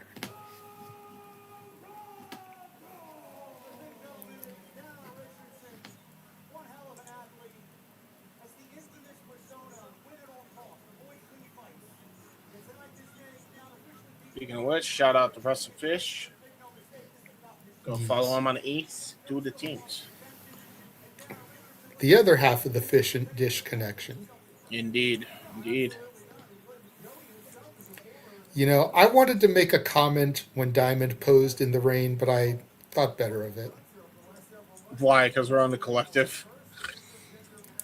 Just in general. In general. Fair. You know, Cake. we don't have to be that way all the time. That's fair. That's fair. Oh, well, this man, if he knows anything about cakes, maybe it's Sweet Cheeks Joey Silver. Because, you know, God, look at this. Look at this fucking dude. Is it just me, or does this look like it could be Solomonster's little brother? Honestly, he does, low-key. He kind of does. He kind of looks like Solid Monster a little bit. And is he handing out peppermint candy? He's tossing candy to the crowd, yes. It's peppermint candy, by the way. Can you tell? I can't really tell. I just see candy flying. No, trust me, it's peppermint. I can tell. It's the little peppermint wrappers he's tossing in the crowd. Bro, this dude is the most fucked fucker of all time. Look at this guy. Why's it got to be a fucked fucker? Because why not? The fucked fucker of fuckery? Yes, indeed. Bro, I love it and hate it at the same time. I'm conflicted. It's like if Jason Solomon had like a midlife crisis and like he decided to become a wrestler in the midst of it. Like, hello, ladies.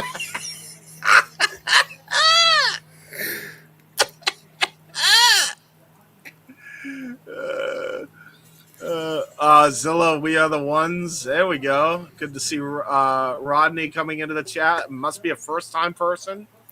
The big Silvboski here. Yes. Go follow us on all the socials. Go check out SR Studios 2024 for more, brother. Appreciate you for tuning in. God, it's just... I can't believe, I don't even know if we've seen House of Glory have many intergender matches. This is the first that I've seen them have. But we're about to see Diamond, Virago, and Sweet Cheeks have a match here. It's definitely the first one that I can remember. But if I'm being honest with everything that happened last year, like I didn't stay up on HOG as much as I did on GCW. So Yeah, that's valid.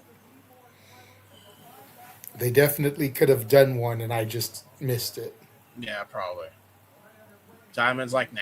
You know, the independents are where you get these type of matches. You don't usually get them in the big leagues. You know, we had Ryan Nemeth and Mara Sade on TNA. I think that was kind of a testing ground to see how it works in the big companies. Mm-hmm. You might occasionally get the mixed tag matches, but rarely do you get a one-on-one style intergender match. So No, he's really doing a lot of time wasting. Oh, for fuck's sake. I said this is probably going to Infamous. turn into something here. Infamous got caught. Mhm. He was going to do the heel thing of hitting him in the back with the title. And he might be getting ejected. He might be getting evicted. You are out of here.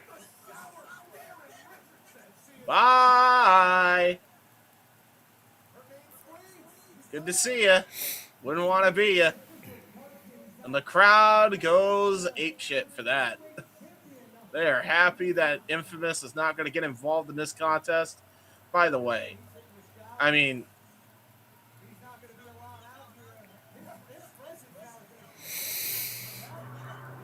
God, he's getting people throwing the candy that Sweet Cheeks gave him. They're throwing the candy at Darren Richardson as he gets ejected from the ringside. So now Diamond has to do this on her own. No help. That means you actually have to wrestle and stop going underneath the ring there, Diamond. The pressure. She calls herself the pressure. The pressure's on. Let's see if she can rise to the occasion. See if she can shine bright like a diamond. Sorry. That was a bad joke. I'm tired. That was very bad. Did she? Huh? Oh, okay. She's now begging. She's begging. I thought she was about to do an Effie for a minute. I watched too many fucking Effie matches, but that's where my mind went. By the way, my mind went somewhere completely else, and I'm trying once again to not make the joke. But if she does it a third time, I'm just gonna say it. Yeah. 3 strikes, you're out. You do it one more time, I'm just giving the joke. Or if I get a super chat, I'll make the joke.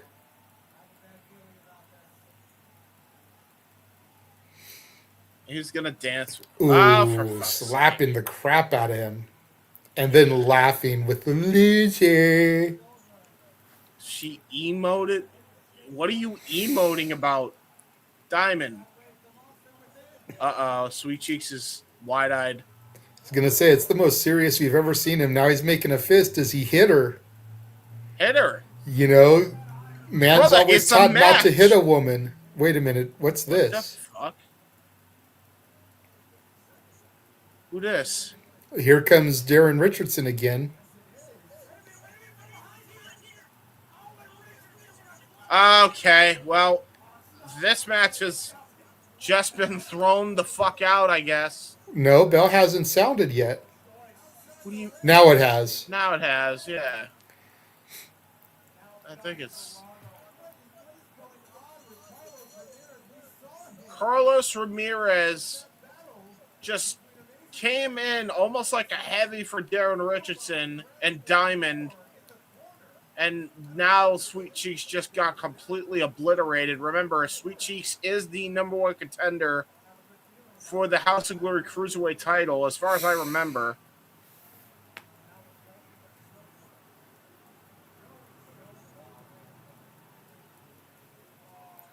Now giving her a Tootsie Pop.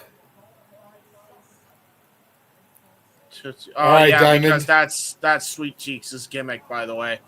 I know. Damn it, you cut me off before I could make a joke. Oh, what's the joke? It's too late now. What's the joke? I thought Say she it. was going to show us how many licks it takes to get to the Tootsie Oh. Roll center of a Tootsie Pop. The world may never know. Then again, there's another website where we could find that out from her. Oh my god. Well, there you go. Well, she did. Yeah, she did do the thing. Oh, what the fuck? Why is wait? Birthday That cake. was a Minions foam cake. What? Why? Isn't there a new Minions movie coming out? We're going to steal the moon. I mean, y'all just had a Wrestle Collective podcast episode about corporate wrestling. Are they promoting the new Minions movie? Yeah, sure they are, pal. I mean, I'm just Sure they saying. are. Yeah, Just saying. That's what they're doing. They didn't just decide to get a bootleg cake to fucking smash the I'm freaking just head saying. right over. Just saying. This is gonna be the fucking talk of the town, isn't it? Yep. Yeah, he's there. There's candy. Okay, apparently it was a Minions a pinata cake. It was a pinata cake. Yeah.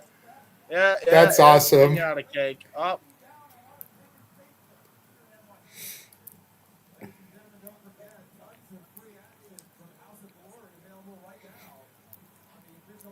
Okay, that's smart of them. Again, that's something they haven't done lately. There's a QR code on the screen now that if you scan it, I'm sure it'll take you to their YouTube page where you can subscribe and there's free matches. Dude, that QR code is the fucking tiniest thing I've ever seen, though. What the fuck? But as long as it takes you there when you scan it, who cares, James? It's something they've never done before. They're catching on. Well, actually, no, they did used to do that. When JD was there? No. And now he's back? Yeah, he's been out of action because he did a stupid. And honestly, I'm not gonna go over that spiel again. Thank you. Let's try. Not gonna do it. Let's try to remain professional, James. Any more comments that you have to make about the situation can be made on Shenanigans tomorrow once our guest has left. Because we always recap what we do watch-alongs for. Oh, good. So we're going to have to recap this. Yeah. And that's definitely a talking point of the show. So. All right, cool. Guys. So if you want to see more of there. James's crash out over the return of JD from NY to House of Glory, tune in tomorrow to the Saturday Shenanigans. 11 o'clock Eastern, 8 Pacific. The show will begin with the Poder Mania champion, Brittany Blake, for however long she's willing to give us her time. Yes. The last 2 interviews we've had for Poder Mania have gone roughly 90 minutes. So I don't know if she'll give us that much time. We'll play it by ear. There you go. Once Brittany Blake leaves us, we will get into Shenanigans as normal. I'm sure Nick Ferrantes will be there for that. I'm sure Charles Schultz will be there for that. And yeah, so tune in to see more of his crash out over the return of JD. All 152 of you be there for that. Yeah, I got a lot. It'll definitely be clippable. Oh yeah. I'll tell you this, it was like shit. But I'll save the rest of my rant for that. Yes. In the meantime, in between time, yes, he returned. Time lapse. Yes, he returned. God damn and that's it. all we're going to say about it. They did it again. For fuck's sake. Just reverse the video, man. For the second part of that, just reverse it so we can loop It's not hard. Yeah. Why do you do this? Why can't you, by the way, why can't you... Here comes your second favorite House of Glory talent, Hillary P. Wisdom. I don't like him. I really don't like him. He's like nails on a chalkboard. Even And the worse than the Navo other individual narcissist. mentioned. Although, to be fair, I don't know him as a person. So, to be fair, probably To be a fair, better you person. don't know either of them as people. Uh-huh. You know what you've seen of them as people. And your That's good fair. buddy, the Wrestlefish, always says, when anyone in the wrestling business talks, they're working us. Yeah, that's fair. So how do you know that everything you have ever seen from Mr. NY isn't just a gimmick and a work? Well, it is a gimmick and a work. Exactly. You don't It know is. how he is outside of this screen. It Let's makes try it to worse. keep that in mind. It makes it worse if that's the case, by the way. But No, again, because he could be a cool as hell dude in real life and he's just playing a gimmick online. which makes it worse. No, it doesn't. Yeah, He's it just kinda playing does. a character. He's making money playing a character. Just like Oh. everybody else we watch in professional wrestling. I disagree. You don't know that, though. That's What all I'm the- trying to say. How- Anyways, what Idris was Jackson that? and the Navo narcissist Angel Jaquez in the ring now. Angel Jackass. Sorry. I always got to say that anytime I see Jackass come on. All right. I hear there's an angel and that he's a jackass. What? Ah. And again, I think Hillary P. Wisdom is good for the indies. Oh yeah, for the indies, I'm sure. Like He's by the way, he's not going to make it to a major company, but he's damn good for a manager on the indies. yeah. We say that, and then he's gonna show up on like an AEW or Ring For of real. Honor or something like For in real. like 3 years, or he'll show up in WWE Or and NXT. NXT or something. Yeah. Yeah, I was Like, going to say, he would be like- perfect for NXT. We're- He's we're a giving him good a mouthpiece. platform. We're giving him a platform, I guess. He's a good mouthpiece for a heel wrestler. You know, that's what a good heel... Dude, Julia could benefit from him right now. He'd probably do more for Julia than Kiana James does. You feel me? Yeah, I feel you. Jade could probably benefit from him. Not that she can't cut her own promos, Jade at this point. but Jade is a better she needs promo. something. At least she's defended the championship more this year than a Blue Thunder Bomb has won a title match. Or any match, if we're being honest. Sure.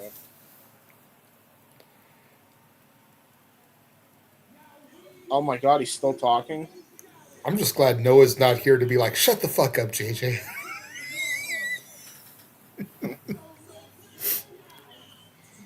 This is fair. This is fair. Oh wait. Where's But yes, the he's still graphics? talking. Where's the graphic? Who we got next? Because there isn't one for this. JD, we do cast D18. So do. Okay. Do yours. Private Party.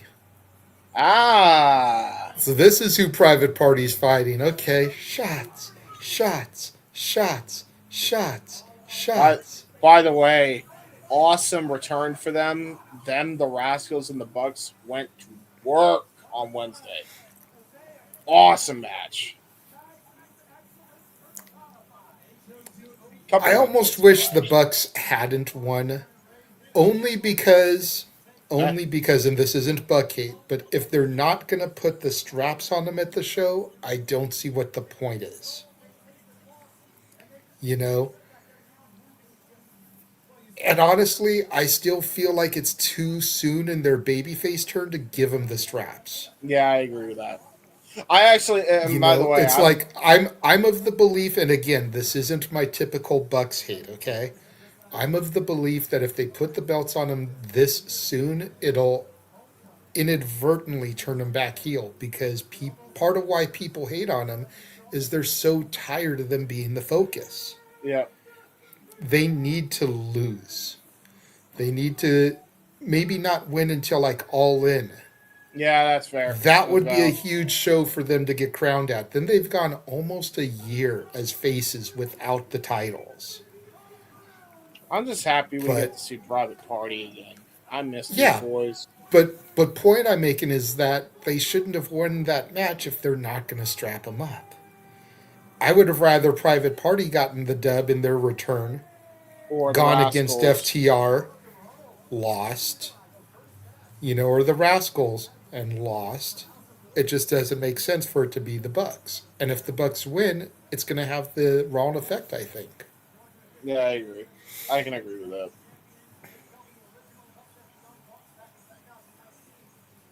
But yeah, the Shop Boys are here. Private Party taking on the Hillary P. Wisdom Family.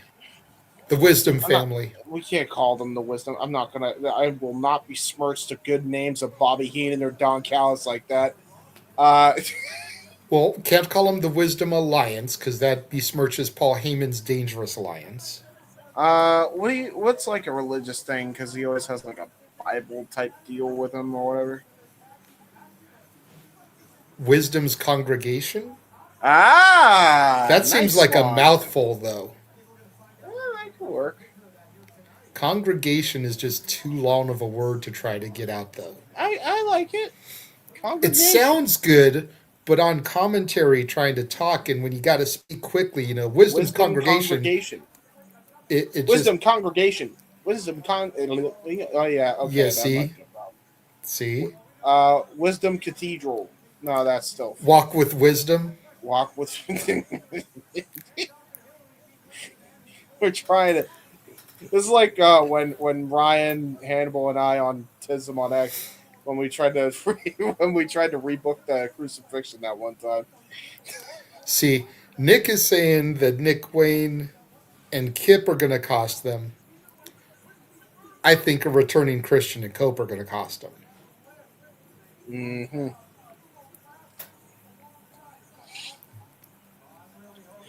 They'll return, attack FTR.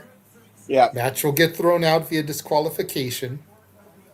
Then we'll go to Dynasty in Canada, The Bucks will come out, attack FTR, cost Cope and Christian their match. That way they still stay babyface by attacking FTR and not Cope and Christian. Double or Nothing ladder match for the titles. Hannibal, Cope and Christian get crowned there.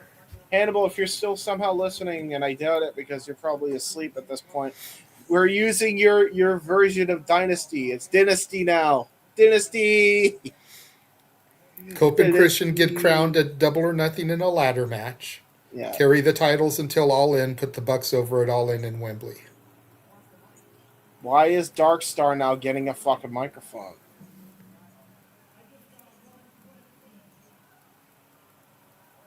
That's the way I book it. Okay. And we'll see if it comes to fruition. And you notice I ended with the Bucks going over Cope and Christian at a huge show. So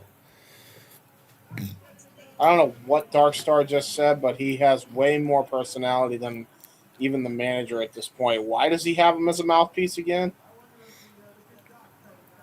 Well, if we're being honest here, Hillary P. Wisdom is the Nouveau Narcissists manager. Idris Jackson is new to the fold. And we've had times where managers have had people that don't really need a mouthpiece. Again, the Dangerous Alliance. Rick Rude damn sure didn't need anyone to talk for him. But he was the cornerstone of the Dangerous Alliance and Paul Heyman. Well, Angel Jackass being a jackass at ringside, posing to the audience. Got Mark Quinn and Angel Jackass starting things off here. I think that's Isaiah. The Church of Wisdom, I think is what we'll call them. Yeah, that's Isaiah in the ring, bro. Mark Quinn's Is that on the Isaiah? ring. Sorry, I'm tired. I'm trying. Because that's the one that always ran with Matt. That's Brother Zay. Brother Zay! What? Sorry. Fuck. Why am I... Stop blurring the camera. That's the heart key. Oh, trying to go for a Lariato, and Isaiah Cassidy says no. Doing a little taunting of his own and taunting to the mirrors. Angel's Doesn't getting mad mind that it. he's stealing his shtick. Well, he's, Like Walter Cruz used to say, stick to your shtick. Well, now he's trying to bait Idris or Angel Jacquez in. Isaiah Cassidy and Mark Quinn going for a little silly string action. Connects with it. Fully connected. Bumps Idris Jackson off the apron, and now a tag in to Mark Quinn. Uh-oh, here we go. You got to be kidding me. This may be over before it begins. 450. Oh, Hooks shit. the leg. No, Oh, Idris no. Jackson breaks it up. Just barely. I'm not gonna lie, I thought that was it too, bro. Honestly, I was like, oh shit, we did all that for a squash. What the fuck? Oh, my battery for my lights. Yeah, I'm gonna need to cut mine on after this match too. It's starting to get dark out. There we go. There we go. I mean, granted, I'm the Dark Knight, hence the bat signal behind me. Yeah. And, Batman right there over my shoulder. Kind of like the angel on my shoulder. Kind of looks like he's standing on my shoulder. And he's not wearing Acubats. But yeah, so that's because I've been using natural light because I've got my blinds open. But now that the sun's gone down, oh, look, Angel and Idris doing the shots taunt. But now that the sun's gone down, I'm going to have to cut my room light on once this match is over. Tag into Idris Jackson. Elbowed him Mark Quinn. Just elbowed him right in the side, by the way. Jesus.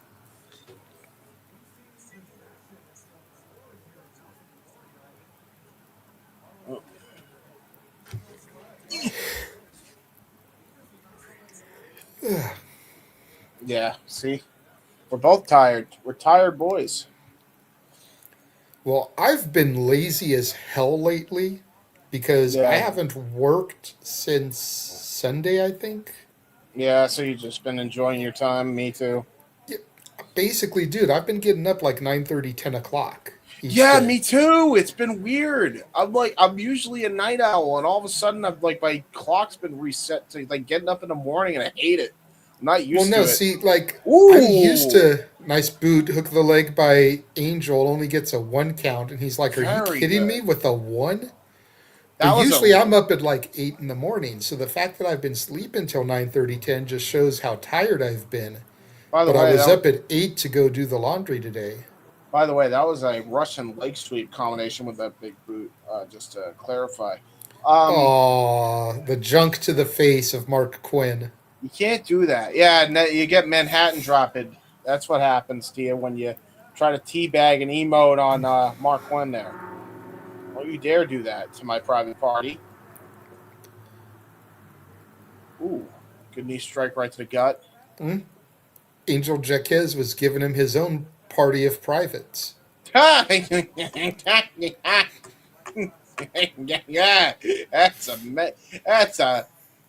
that's an innuendo. You think? A nice knee drop there by the Dark Star into a cover and a kick out there at 2 by Mark Quinn. A little bit of an oversell there for Mark Quinn, considering it was just a knee drop. To be fair, Private Party he's used to being a TV wrestler too, so yeah, they love to oversell. That's kind of that's like one of Private Party's whole things that they love to oversell. I don't mind it. But see, overselling can be good in certain instances, but it can be bad in certain instances. Like, you don't want it to be Hogan Michaels bad. You know what I mean? Yeah. But the way that The Rock or Scott Hall sold a stunner, that's okay. Sure.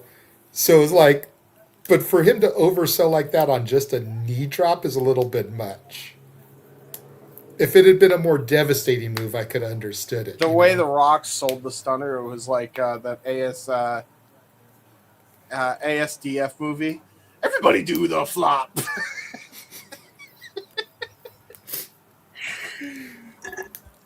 Because The Rock Ooh. would take the bump, then pop up, Yeah. flip. Yeah.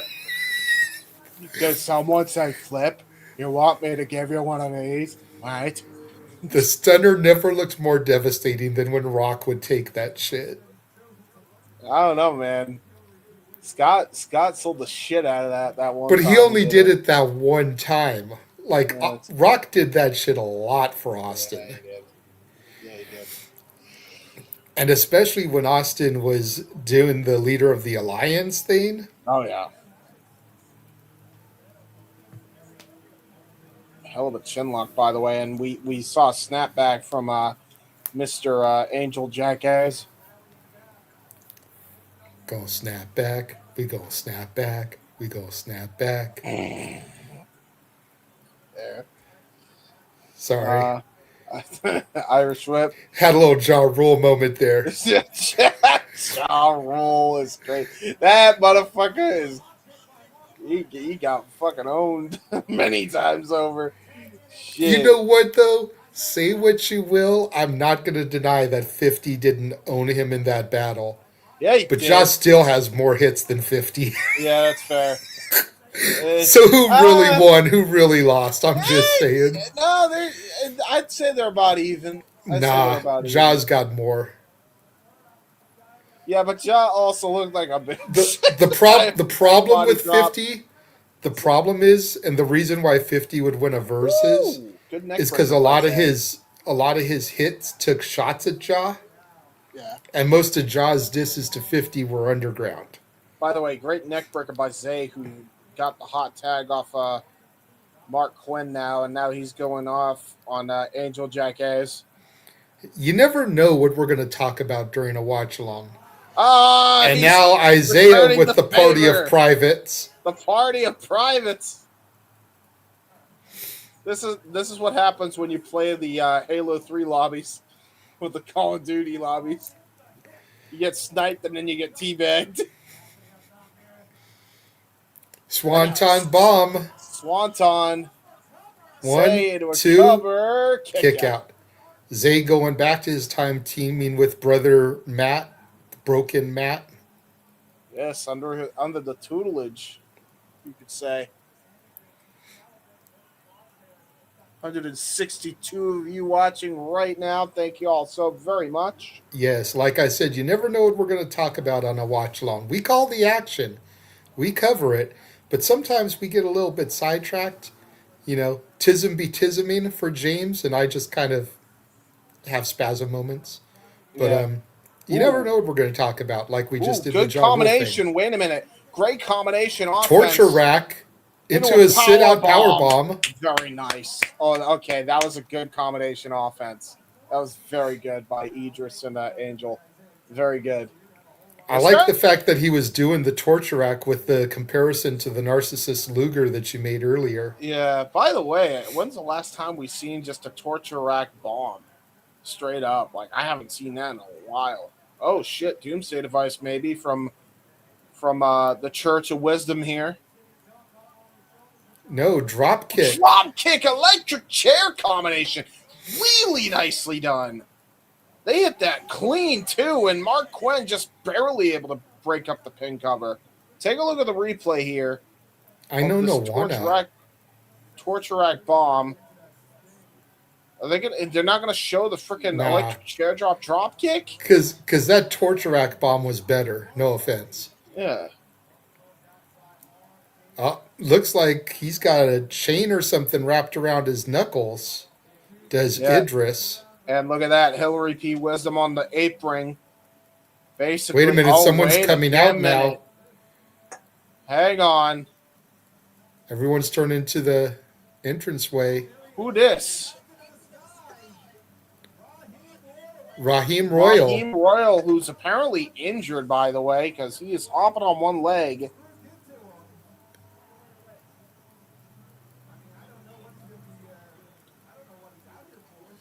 Oh, wait a minute. It may be a fake out. Maybe a fake out. Yeah, it is. He's back on one leg. And he's about to absolutely whip Hillary P. Wisdom's ass. Yeah! Yeah! Yeah, whoop his ass. Whoop his ass. And Hillary P. Wisdom's out of here. Isaiah Cassidy shotgun drop kick. Cover, tag in to Mark Quinn. And I think we're going to go for a little gin. Oh, wait a minute. What the hell is this? I thought they were going to go for gin and juice. Oh, shit. Backpack stunner double stomp combination. And it is over. New tag finish for Private Party gets the win. And Mark Quinn telling Angel Jackass that he's number one there. Yeah, he is. He's the number one jackass. The number one stunner. What? Jesus. Right. Well, I mean, it was a backpack stunner, and then he gave the number one salute. It's the number one stunner. That could be what they call it. Look at it again. Double stomp, backpack stunner. Yeah, true. Got the 1, 2, 3, and then once he was done, gave the one-fingered salute. It's the number one stunner. Yeah, fair. No. I just named it. Just named it. You did good. You did good there, thank buddy. You did very good. All right. Very nice. Well, while they wrap this up here, we're going to run the trailer. Give me a chance to cut lights on and run to the potty. We will be right back. And now for a taste of things to come.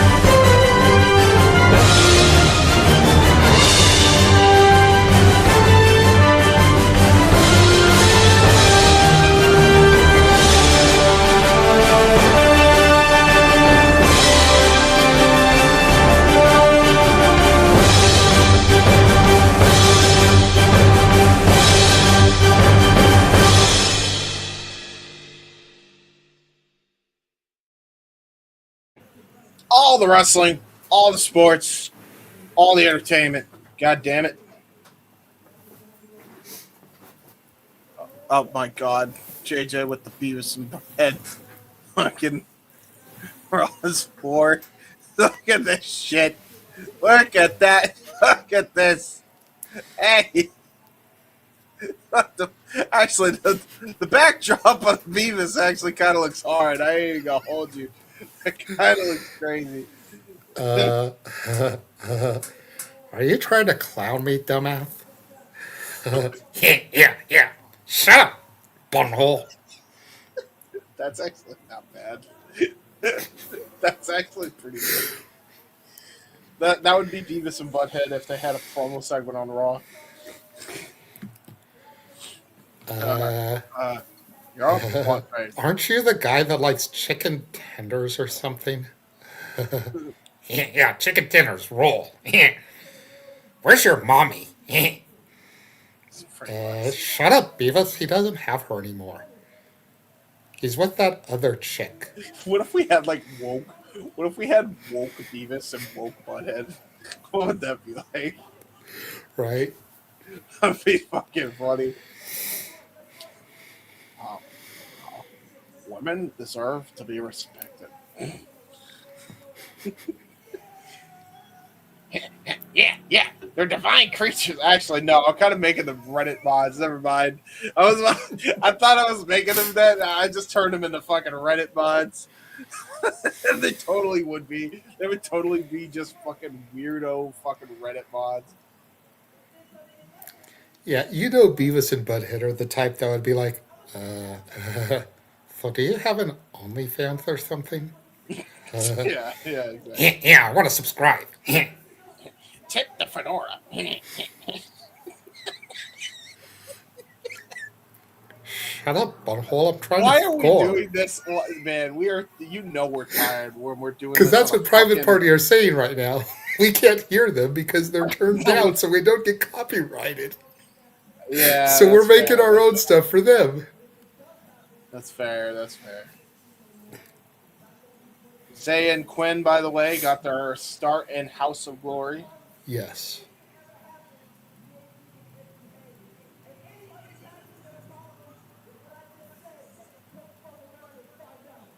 Ooh, come fuck Ooh, around any and other find out. Did any end that. tag teams that got a problem with what I said, fuck around and find out. Ooh. See, that's the kind. I kind of want to see this energy on AEW with Zay and Quinn. I ain't gonna lie. Bro, you know what I want to see? I'm not gonna lie. Super Clash. Private Party, the Hardys. Because the history between Zay and Matt would just be awesome. And House of Glory could tap into that, have the Hardys put Private Party over, and then whoever beats Private Party for those belts. That's true.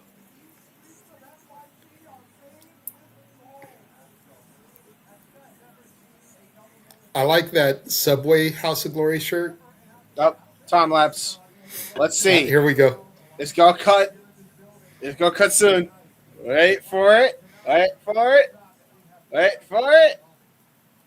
Go loop back. Oh, they did it right. They can be taught, James. They can be taught. They can be taught, indeed. They're doing the thing. Very good. Very good.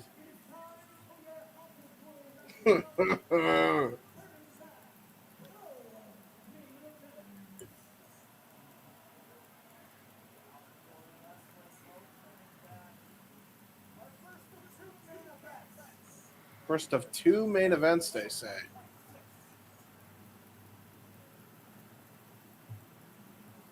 Here we go. Main event one El for the Sombra. House of Glory World Championship.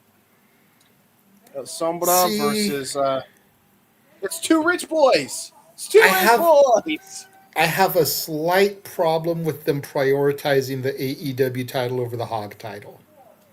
I get MJF is a star. Zilla's not on that level. You should not prioritize another company's world title over your own. I think that match should be here, and this should be the main event. Yeah, I hear it.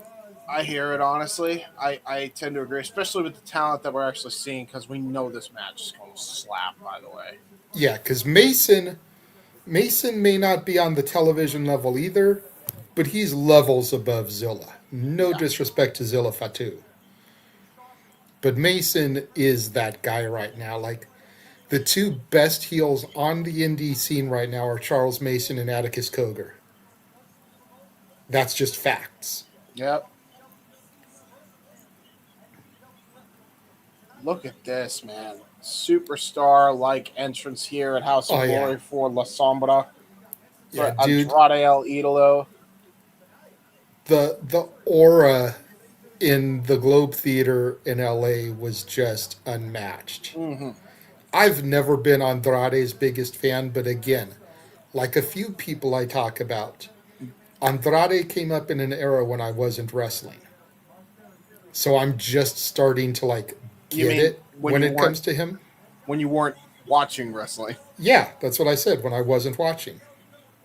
You said when you were wrestling. Or when you weren't wrestling. I don't...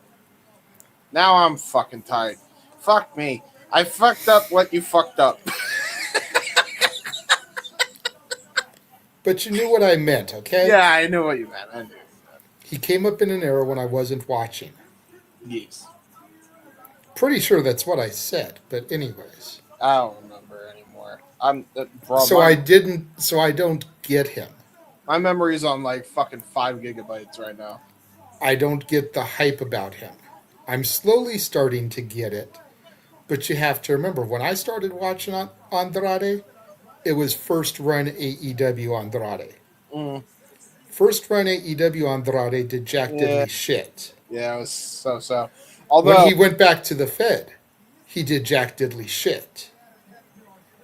yeah, I'm this seeing second run is more of him just in these last 2 months than I have in the almost 5 years that I've been back watching wrestling. that's fair. By the way, I do want to state in his first AEW run, he did have that awesome triple threat match. I don't know if you ever seen it. It was between Darby, Sammy Guevara, ironically enough, and him. Oh, it's one of the greatest three-ways AEW's ever done. Like, genuinely, it was such a damn good match. It was like, I think the 5th episode of Rampage, I think. It was See, so good. So good. I miss Mason wrestling in like business clothes. You know, the shirt, the tie, the slacks, and everything. Yeah, I do too. Although, to be honest, It was very IRS of him, yeah, but it worked because nobody else was doing it. A lot of people have trench coats and tights. You know what I maybe mean? it just Like, wasn't practical for him anymore. Maybe he was just uncomfortable wrestling in it, you think? I think he got a little bit of paper from his Ring of Honor appearances and just invested it into new gear. Yeah, probably. He was like, I'm done wrestling in suits. Fuck this. I want tights and He got shit. some of that TK money and he invested into himself. Yeah, probably not a bad idea. And if you think about it, he became champion, you know, shortly thereafter. Yeah, he became the triple The champ. Jersey one, anyway. Like the Hog one he Jersey. had while he was doing the old gimmick. But I think his Hog run is what got him on Ring of Honor. Yeah, for sure. It's gonna be a fucking great match. Like, by the way, I cannot wait for this. By the way, 2 rich boys in the ring. And Andrade works better as a heel, so that's going to be interesting to see how we do this because Andrade is the default face here. Yeah, 100. But Andrade works better when he works as a heel. So So we'll have to see, you know, if he pulls out some heel stuff here to try to combat the root of all evil. look at this battle of the upper class right here. The 1% going at it to see who's the best of the 1%. Some true Hunger Games shit. Sorry. I don't even know what I'm saying anymore.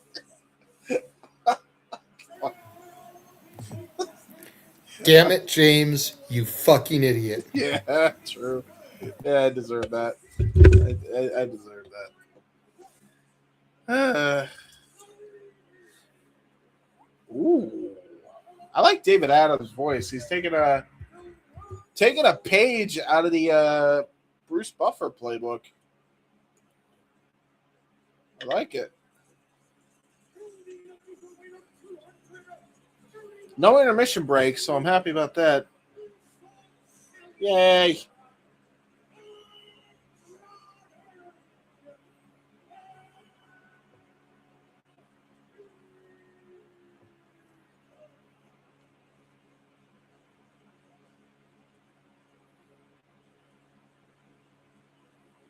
Now Andrade doing the little title taunt there, looking to get his first piece of gold out of the WWE system, at least on U.S. soil.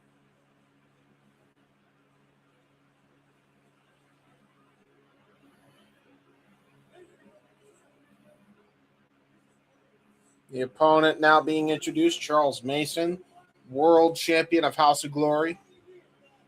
Last time fucking Charles Mason fought some international flair was against men like DeReese in a no disqualification war for the House of Glory title. One of the best matches Hog put on.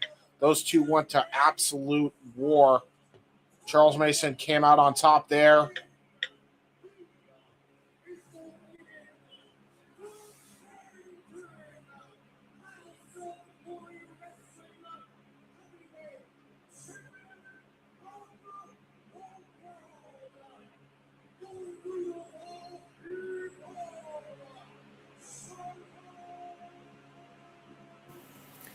I love how he weighs in at a fuck ton of money.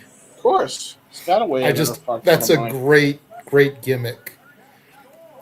It's kind of like how they talk about when the Brothers of Instruction, how many bags of peanuts and things of popcorn they weigh in. Like, it's just fun. That's different, I think, isn't it? The It title on the is. screen. It is, but bro, okay, you know how people call me the PowerPoint princess? I know Okay, that font is okay. PowerPoint. Ain't They no could way. they could get better. They could Ain't get better. no But way. James, the point being is it's different.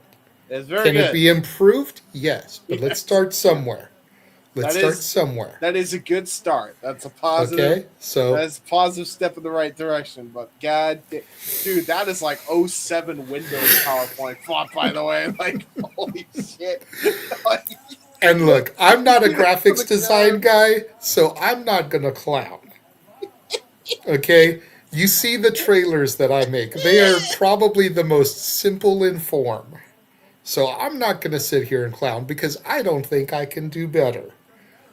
But it's a start. It's different. Kudos to House of Glory for putting that in there. Definitely Yeah. helps give it that big fight feel this is the best production I've seen them have from top to bottom in a very long time. very long time. And hey, the Honestly. show actually made air live when it was supposed to. Yeah. So they're already Crazy leaps how and it bounds works. better than the end of January. Pretty much. You can only go up from here. January was such a shit show, they hired JD back. Jesus. When you put it like that, that's a way to bury him. Yeah, that's fair. That's valid. That's a valid way to state that. It's a shit show that they gotta hire the shit show back. Yep.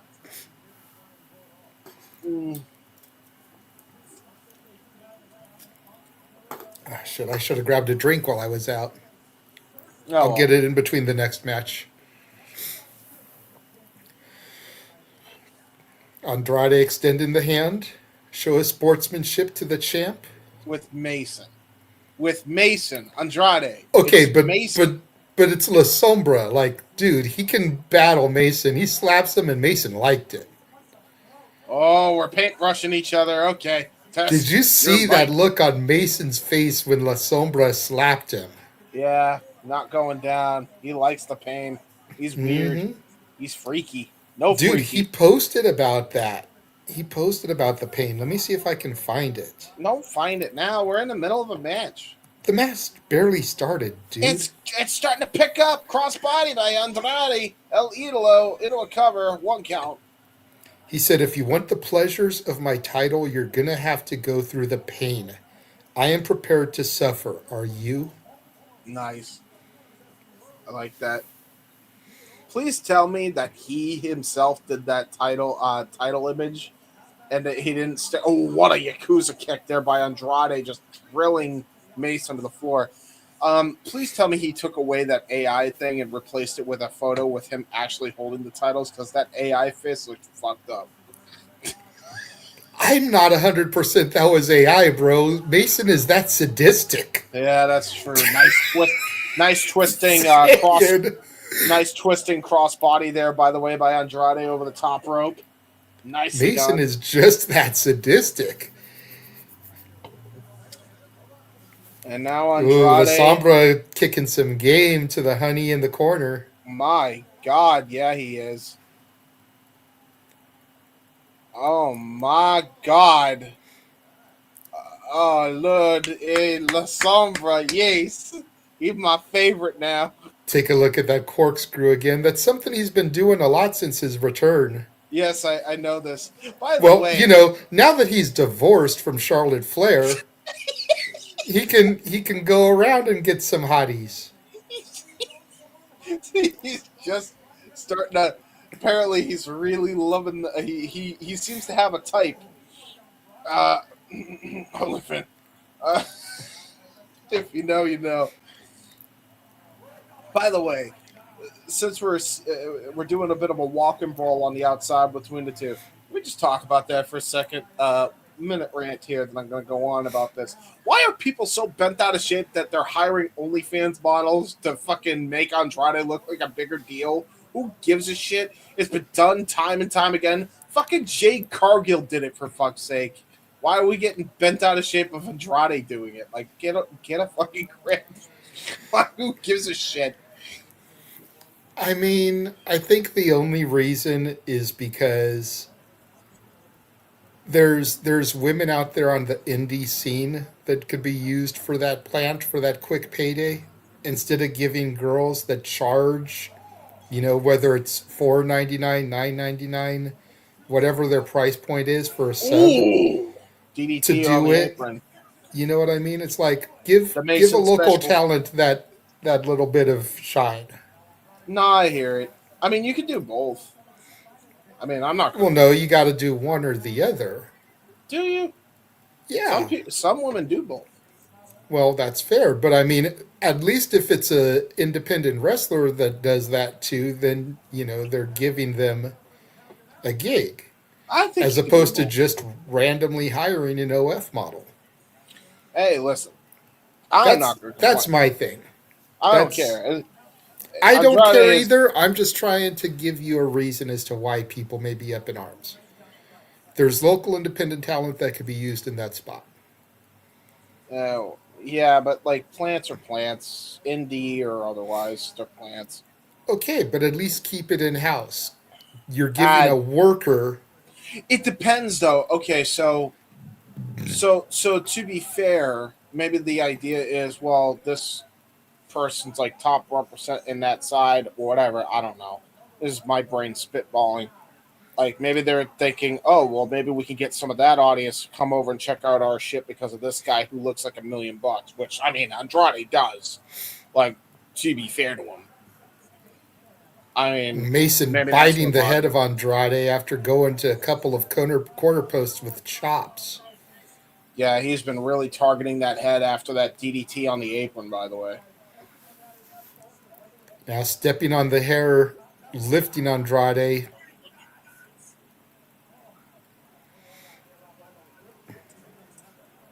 Again, Mason is a sadistic MFer. Yeah, he is. We're about to reach 200 viewers, by the way, folks. Yep. 200 viewers. We are 3 away. Unbelievable. Thank you all so very much for tuning in. House of Glory World title on the line. La Sombra, Andrade El Idolo taking on the root of all evil, Charles Mason. Mason the champion, Andrade the challenger. Irish whip here by Mason. Yeah, I just tweeted another tweet, this time sharing the stream for the collective link, so.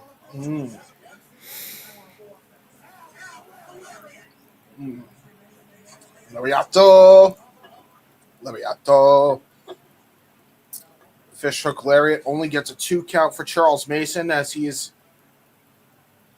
just enjoying the torment that he is putting, the beatdown he is putting on Andrade here. And again, do want to stress the last time, I mean, the person he dethroned was Mike Santana, who was also of Latino descent, and he screwed him on his big Puerto Rican weekend show. Now he's fighting on Andrade, so he's definitely I don't know, man. It seems a bit prejudiced here by Mason. Oh, no, I think Mason is of descent as well, sir. Oh, is he? Well, then fuck what I said. Never mind. I was trying to make him look like a good heel, and I fucked up my info. Shoulder thrust into the corner by Mason.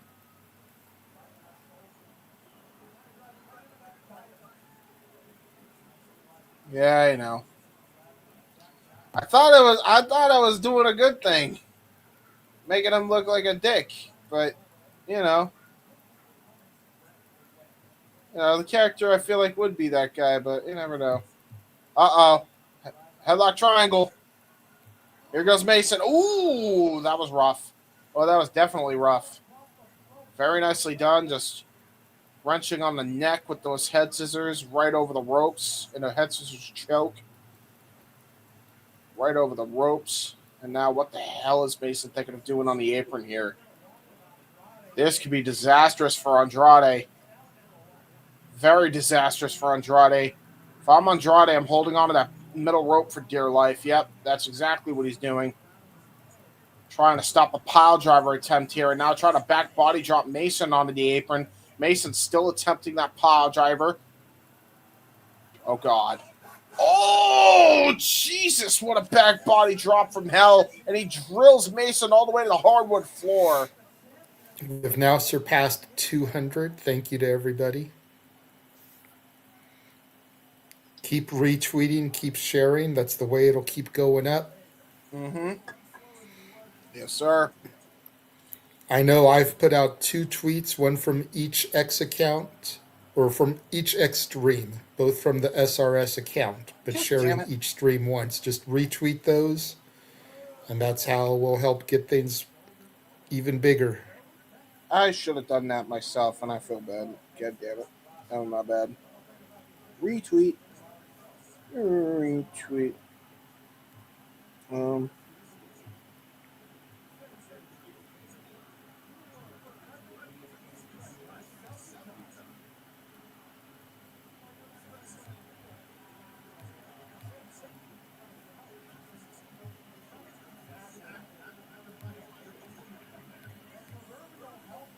I'm gonna pin.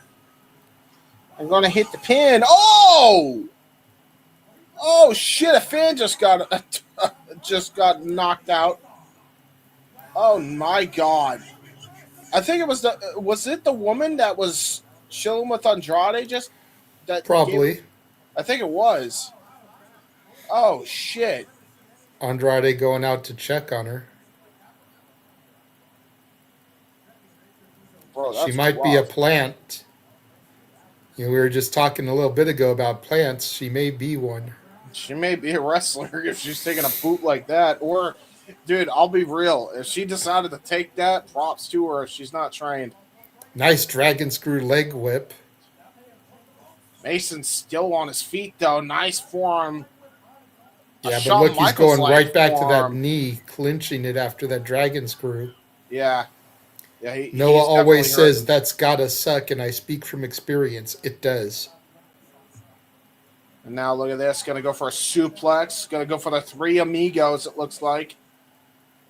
Probably why Blaze and Jay Lyon didn't do it earlier. Didn't want 2 people doing the same gimmick on the show. Trying to go for the 3rd, and Mason says no. There's that little street fighting background coming into play for Mason. Stopping the Eddie Guerrero 3 amigos. Looks like he might be going to try to go for his own 3 amigos. Yep. And now just completely disrespecting the Lucha Libre name here doing this.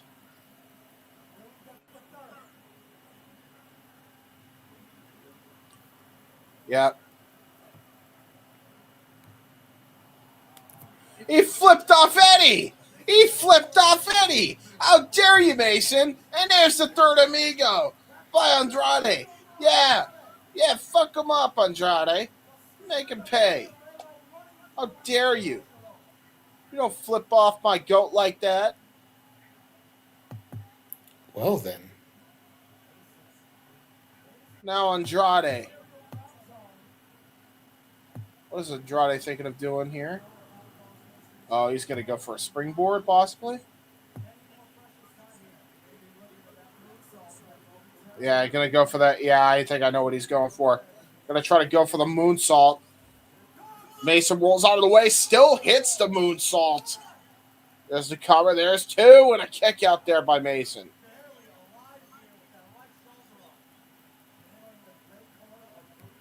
Now Mason.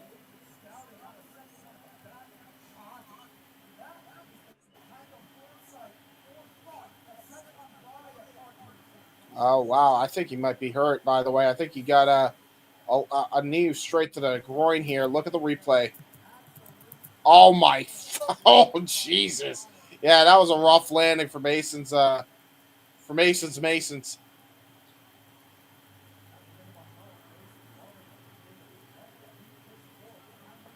What the fuck? How did we jump up 250? The fuck is going on there? Thank you, everybody who's tuning in, by the way, all 245 of you.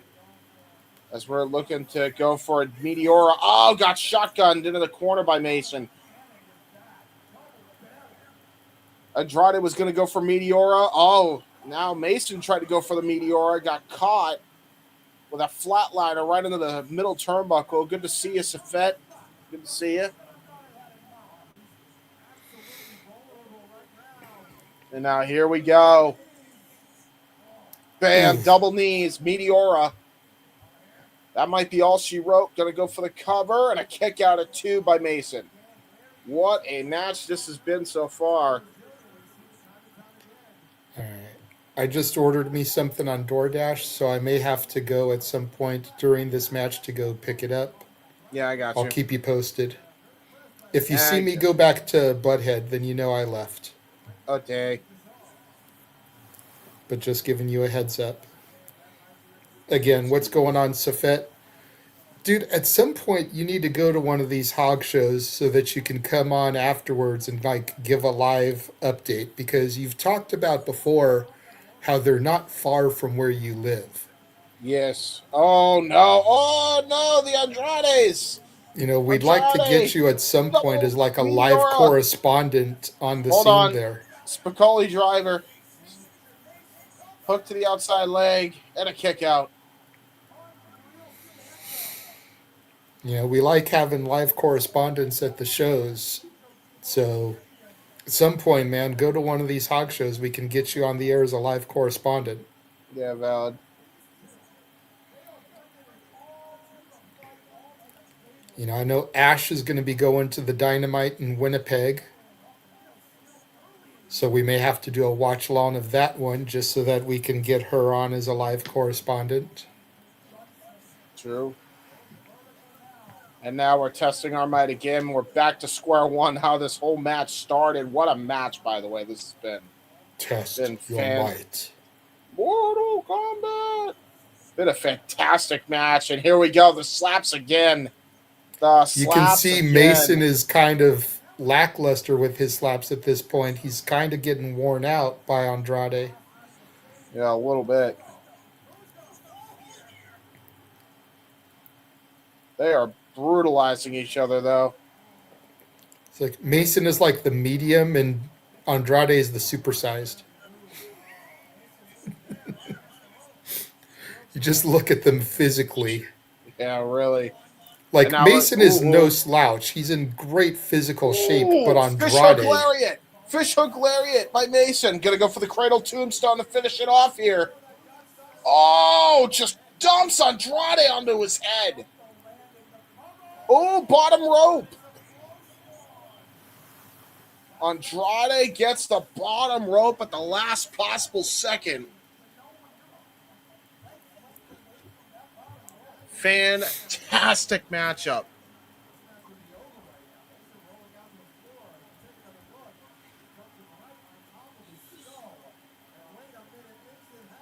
Now Mason's got the title belt.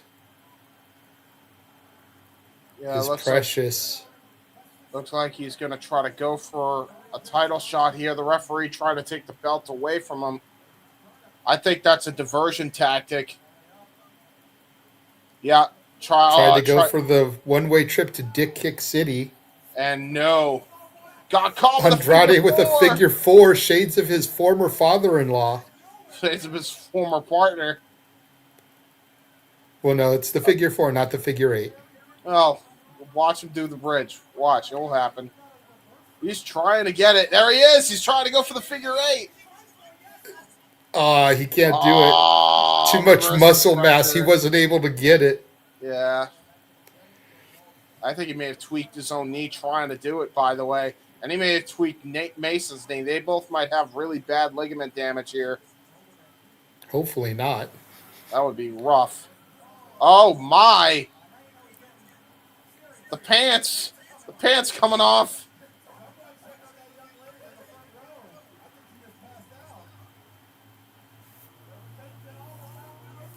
Well, Andrade definitely does not mind showing off. That's for damn sure. And in fairness, that's what he wore in LA, so. Yeah, fair.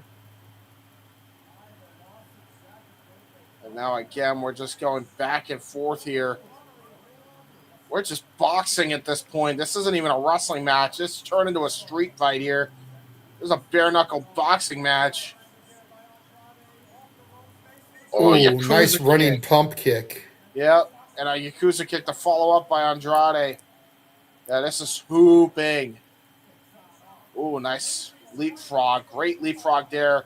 And a northern lariat right to the back of the head, which sets up for the fish hook lariat. Oh, got countered. Back elbow. Back elbow by Andrade into a cover. And, oh, my God. 2.9 to 9 to 9 to 9. I thought that was it. Holy shit, I thought that was it. Wow, that was an incredible sequence. What a false finish. Wow, that was nuts. Whew. Look at this. Dude, they should have showed that whole sequence on replay, the way they got to that point. Mm-hmm. That was sick.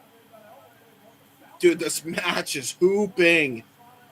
If Mason doesn't get like some sort of look from the top brass at AEW after this, I'd be shocked because these two are putting on a clinic.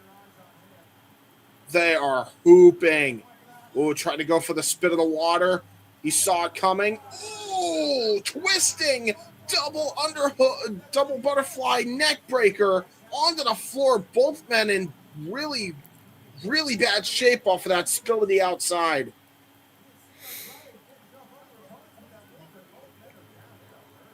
Andrade keeps going back to that knee, though. You see him clutching it there.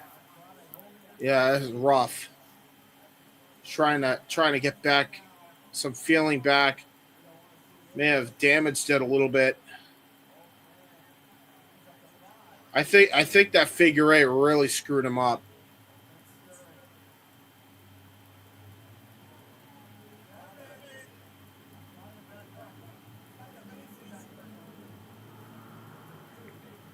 And now Mason tosses him back into the ring.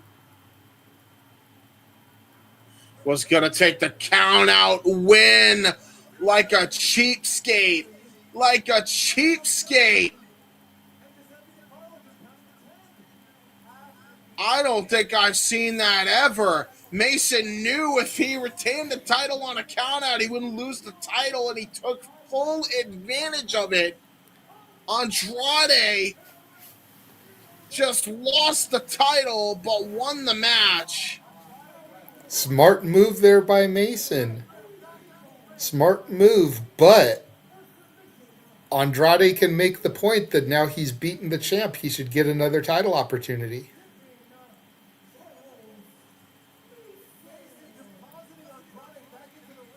Mason is smart. He's crafty. Yeah, that's rough. I don't think we're done with this by a long shot. Nah, we're gonna run this back, whether it's Chicago or Super Clash or whatever comes after Super Clash. We're running this back. Dude, what a match this was, though. Like, I'm not even mad at the finish either. That was a really good that was a really good match. And I love that they're gonna have another one. Oh, Mason shit. Here's back Mason. in with the belt, ducks the belt shot. Oh, shit. There's that driver again from Andrade. The DM, he calls it. Sliding into someone's DMs. Yeah. Yeah. And Andrade poses with the HOG title. Yeah, he's not done by a long shot. Yeah, we're running this back. Okay. Dude, what a fucking match this was. Oh, and Andrade's got a mic now.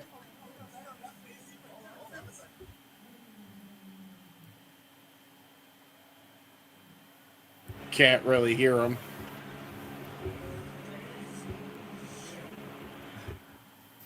Dude, we're over 300 now.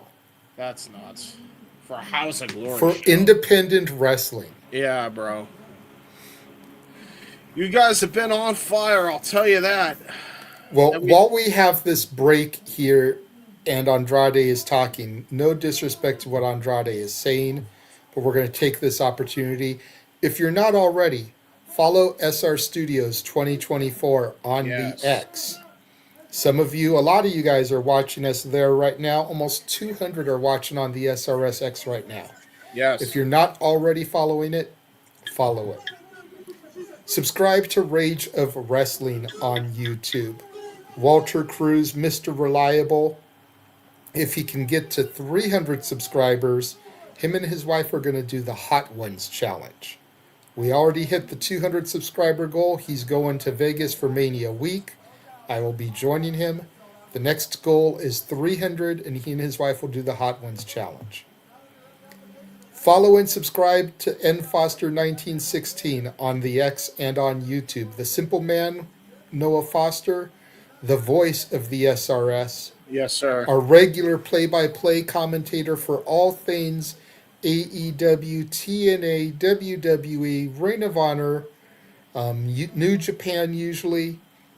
The only stuff he usually doesn't lead play-by-play for is independent wrestling, which is our good buddy right here, the Heb Man, James Hebert. You can follow him at jhebertside95 on X and YouTube. Right here. His regular cohort, who is not here with us today, instead you get my ugly mug. Follow the Wrestlefish on X. You Tune can in also- to us on Wrestling with Tism every Monday as well. Yes. You can also find and follow me, Casa D18 Studios, with an S on YouTube, Casa D18 Studio, no S on the X. Follow me there, subscribe to my YouTube channel. Follow the Jeff Meacham Network, Jeff Meacham on YouTube. Subscribe to Batty for Wrestling. Our Canadian friend, Ash. Indeed. She is going to be trying to put out more New Japan content this year. Yes, I sir. know New Beginning is just around the corner. I believe Simply Predicting for New Beginning is going to be exclusive to her channel. So make sure you follow and subscribe to her there. Check out and subscribe to our very own Pink Ranger, Datilla, at Rangers of Wrestling on YouTube. Yes, sir. She always does a nice little mix of wrestling and Power Rangers content. Hence the title, Rangers of Wrestling. And of course, follow the Wrestle Collective at Dubc Worldwide on the X, the Wrestle Collective on YouTube. And what is that website, James, they can go to for all their merchandise needs? shop.c.com, ladies and gentlemen. Go check that out. We have content literally every day throughout the week, whether it's on YouTube, X, and whatever. Usually, I think there's only one day out of the week usually that we have off. So yeah, check us out on YouTube, X, because you will see a bunch of us do all sorts of content, whether it's spaces, whether it's Wrestling with Tism, whether it's Light the Fuse, Carlos's shows, Mania shows, Hot Dog and a Handshake, Queens Road. Tune into all of it. It's great stuff. Wrestle Collective Weekly, by the way, if you haven't checked it out on WC Worldwide. Hell of a conversation on corporatization of wrestling and a whole bunch of other stuff as well. So go check it out. And then go back into the archives. Check out our interview with Rachel Lay, who will be appearing on Poder Mania during WrestleMania week. That'll be April 15th. That Yes. show occurs. We interviewed her back on February 7th. That is available on the YouTubes Yes. that we just recently plugged. This Saturday, we will be having Brittany Blake, the Poder Mania champion, on the show for Yes. however long she graces us with her presence. And make sure you guys tune into the Saturday Shenanigans in the coming weeks, as we will be featuring the women of Poder Mania. Brittany Blake once again this Saturday. The following Saturday, February 28th, will be Heather Lynn, the Poder Mania ring announcer. We've got Kaya McKenna on March 7th, Jocelyn Navarro on March 21st, Alejandra Quintanilla on March 28th, Yes, everybody's BFF, Izzy Moreno, on April 4th, and the promoter of Poder Mania, Ed Laredo, at Ed in San Antonio on the X on April 11th. Going to be a lot of interviews, guys. Check it out. But right now, it is main event time here at House of Glory. Renegade turning has back. been hustling. Yeah, yes. And I have been DMing somebody. I might be getting the March 14th date locked up. That is the only date right now where we don't have an interview scheduled. Yep. Trying to make things happen, fingers crossed. By the way, what in the hell? Why is Zilla Fatu trying to cosplay Myron Reed? I do not approve. Maybe he's trying to get a job at AEW. Maybe he's trying to replace Trey Miguel. Part of the Rascals, he decides, hey, I'm like Myron Reed too. Can I join the treehouse? Only if you can hoop, they reply. We need to see a treehouse segment and have the camera pan out and RVD's in the treehouse with them. Dude, that would be awesome. Whoa, that's totally cool, dude. Maybe a little, I mean, listen, anytime we get a chance to see Katie Forbes, I'm happy, all right? Yes. James is happy if that's the case. Well, here we go as we got the main event, the House of Glory Crown Jewel Champion about to take on the AEW World Champion in a title match. MJF said he was going to be a defending champion this time around, getting the championship back. And the last time that a world championship was defended like this on the Indies was like the OG NWA title. Yeah, it was. MJF is really doing these guys a huge service, man. And look at this, the MJF Titantron, the letters. You never, ever thought you'd see this day. And the last time MJF defended a title at an indie promotion, his opponent ended up being All Elite. And here comes the man, the AEW World Champion himself, the owner of the Triple B, Maxwell Jacob Friedman. And he is getting a hero's welcome, by the way. Well, he is from Long Island, New York. He is. MJF, World Champion, second reign. Our scumbag here at the Simply Reliable Studios, always will be. 100%. But to the point I made a moment ago, it almost makes you wonder if Zilla Fatu could be becoming All Elite here. No bet. Because Possibly. when Max fought Alec Price at Limitless Wrestling, after the match, the announcement was made that Alec Price and Jordan Oliver had become All Elite. Yeah. Could be MJF here fighting Zilla Fatu. What a coup that would be for Tony Khan to pick up a member of the Bloodline. Yeah, really. To prevent a member of the Bloodline for joining his family in WWE. He's got a microphone, though.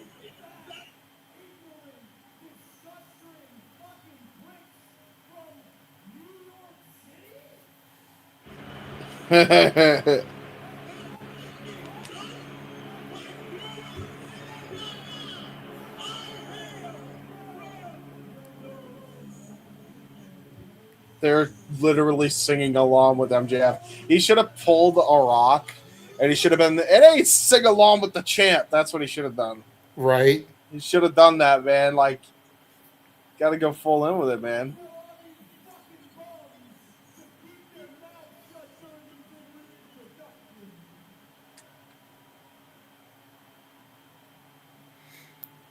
Honestly, hopefully he'll jaw jack for a little bit longer because my order is on the way now. So, Yeah, true. Watch You this. know, if they end at 10 o'clock, we've got at least 20 minutes here. So hopefully it doesn't end quickly.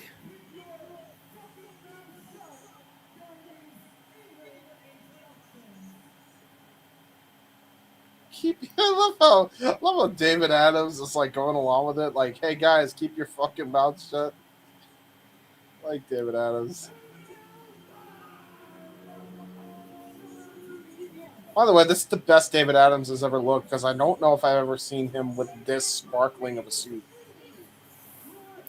Again, man, I'm telling you, a lot of this is due to who returned tonight. Yeah, I'm willing to bet. yeah, I think you're right. But still a piece of shit. You'll hear more of that on Shenanigans, probably. I don't know. Make sure you tune in. There you go. You get an interview, and you get James having a crash out about a fuckhead. Should be a fun time. But if you want the crash out to be excessive and expletive filled, you're going to have to super chat for that. Otherwise, it'll be short and tame. Yeah, probably. Can't give everything away for free, James. That's true. That's true. I mean, please PayPal me if you want to hear my full thoughts on the guy. I will gladly do that for 20.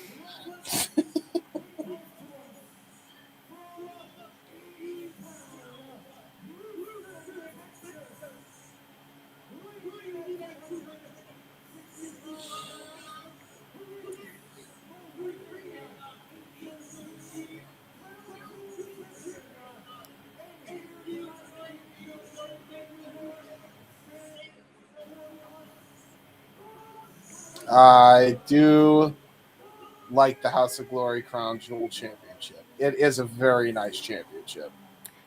I honestly think it looks better than the world title.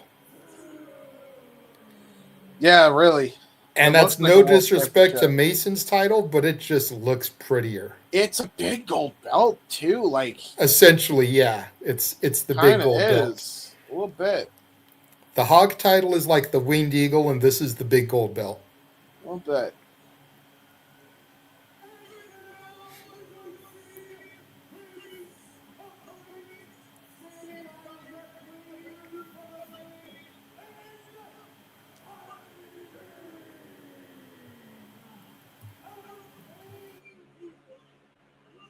Very nice.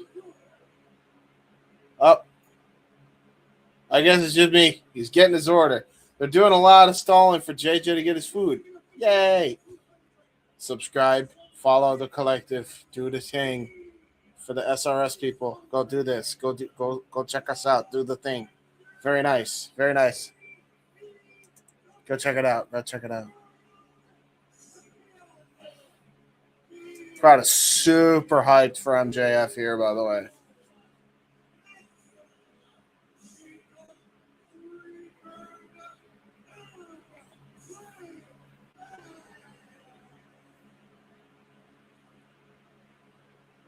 Very nice ring introduction by David Adams.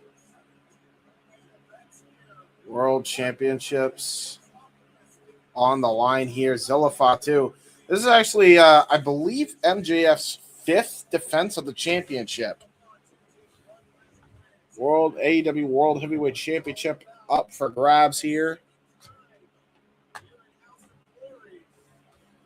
I believe this is going to be the first time he took the championship and decided to pose with it. Did Zilla Fatu.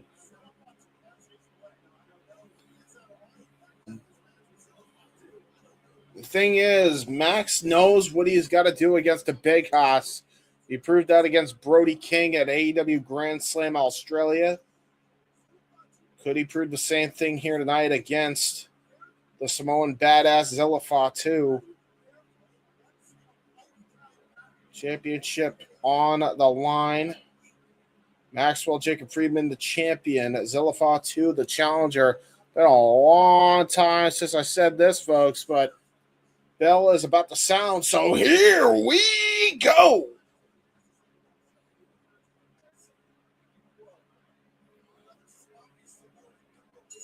And there's that bell.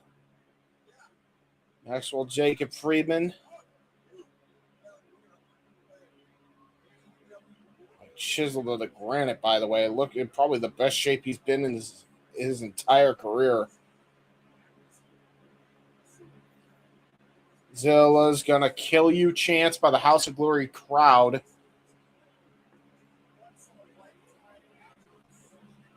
And Collar and elbow tie-up begins the matchup.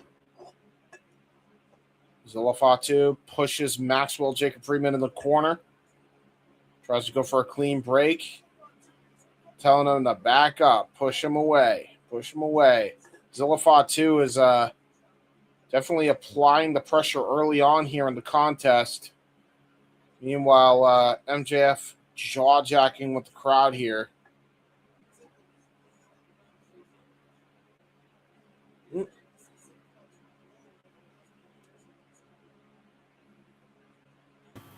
There we go. Yo. I see I haven't missed much. No, they just got done with the ring introductions. Oh, a little shove here. I think all I missed was you doing your shtick for the main event. Yeah, it's been a while since I've done it, to be fair. Now MJF rolled out of the ring. Definitely intimidated by Zilla Fatu, but again, is he intimidated or mind games? Because we've seen him have this exact same strategy going up against Brody King not too long ago. I believe this is MJF's 5th defense of the championship.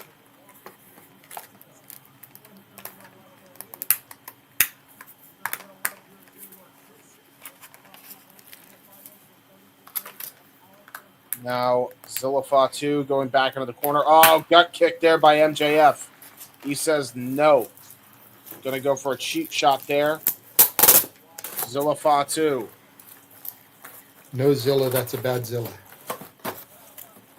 Oh, little Fargo strut over the back. That's just rude, Max. But we know you are a scumbag, so it is okay. We'll allow it. Zilla Fatu getting pissed off from that. Ooh, a nice leapfrog there by Zilla Fatu. Nice shoulder tackle to follow up.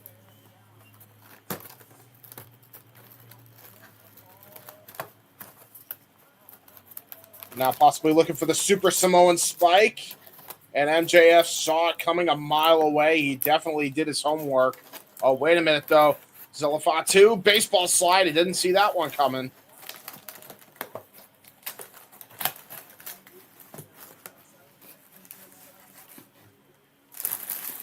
Oh, wait a minute. Zilla going to go for it. Ooh, Max got away from the suicide dive attempt, but I don't think he realizes Zilla is persistent and attacks him from behind. He himself not afraid to fight dirty, the crown jewel champion. Most definitely he is not. No. Back rake here by Zilla Fatu. He shoved him into the steel post as well. Now looks like he's going to try to go for Irish whip and hits all of it into the bike rack with the NYC logo in it. The crowd literally getting full of getting their knees crushed by the bike rack. That might not be good for certain people if you have bad knees. I'll tell you that. And now Zilla saying one more time as MJF is in dire straits here. He is the world champion as Zilla realizes he can't win off a count out here. Going to go for an Irish whip again into the corner again. Into the barricade. This time on the other side. Uh-oh. What the hell is Zilla thinking of here? He cannot risk getting disqualified either. Referee admonishing Zilla here. Zilla Fatu again breaks the count.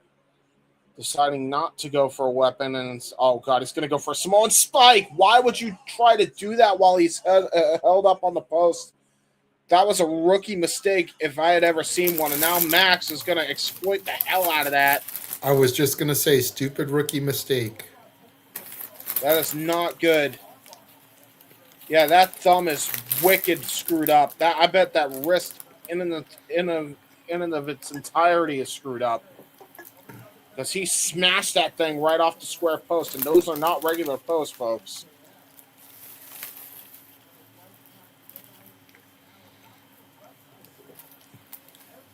And now MJF took full advantage, and that's going to be great for his submission move, the Salt of the Earth, the Fujiwara armbar. And look at this. Now he's got a key lock applied here. Brilliantly done here by MJF, softening that arm up even more. I was just going to say, to your point, he's weakening that arm. I mean, if I'm MJF, I'm doing everything I can. I'd palm strike that elbow while he has that in. Just really do some damage to that ligament as much as you can. Zilla Fatu trying to call on the audience here. Trying to call on the support of the House of Glory crowd. Stands up on his feet. Hits a kitchen sink and a headbutt using that gifted Samoan head, a bloodline headbutt, if you will. But now bending the thumb back using joint manipulation and then hitting an arm wringer, drilling his shoulder onto the canvas.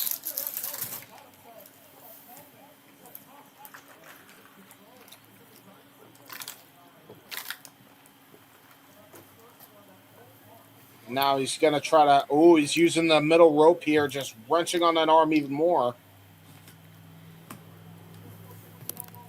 MJF definitely having a game strategy, very similar strategy to what he had against Brody King at AEW Grand Slam Australia. This time, I believe that was the knee when it came to Brody King. This time it's the arm of Zilla Fatu.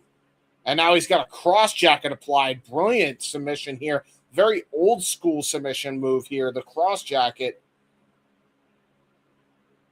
MJF always a student of the game, and I think in his entire career, I don't think MJF has had the same strategy at all, depending on the matchup. In fact, I think I've seen him use a new move as part of his repertoire in every single year we've seen him since starting in AEW.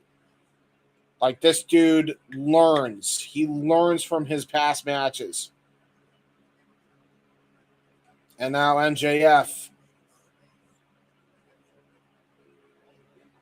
Ooh, trying to break the grip of the waist lock. Trying to use the joint manipulation he had earlier on that thumb. Oh, shit. Yeah, he's going to get German. Oh, he got German suplex right on the top of his head. Zilla, you can say this. Nothing if not persistent. Zilla Fatu now thinking of that suicide dive he was going to go for earlier. Oh, tried to go for a baseball slide again. Got caught by MJF, and now his hand gets stomped right into the apron. Oh, God, and he's going to do some more damage. Oh, he stomps on the wrist. He may have broken that wrist.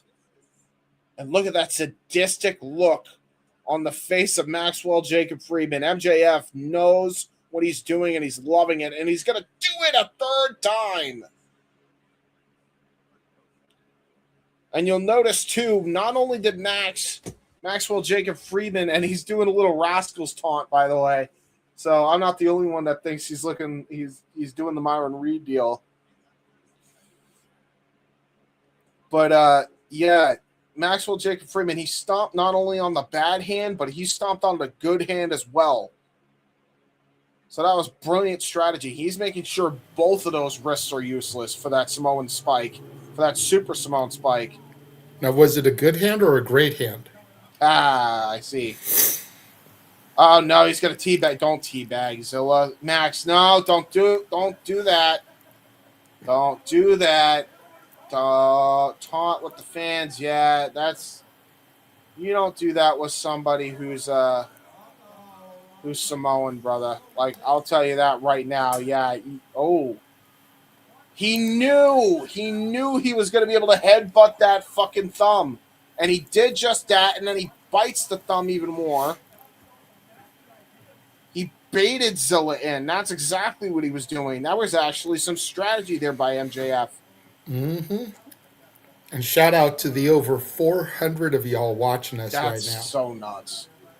I can't believe, like, we're about to reach damn near the views that we were having on the Daytona 500 not too long ago. Thank you all so very much for tuning in, by the way. We greatly appreciate it as we have MJF and Zilla Fatu in the ring right now, and that Samoan head coming into play here, and now he's about to give MJF a little taste of his own medicine. 10 headshots into the top turnbuckle, and MJF goes down like a sack.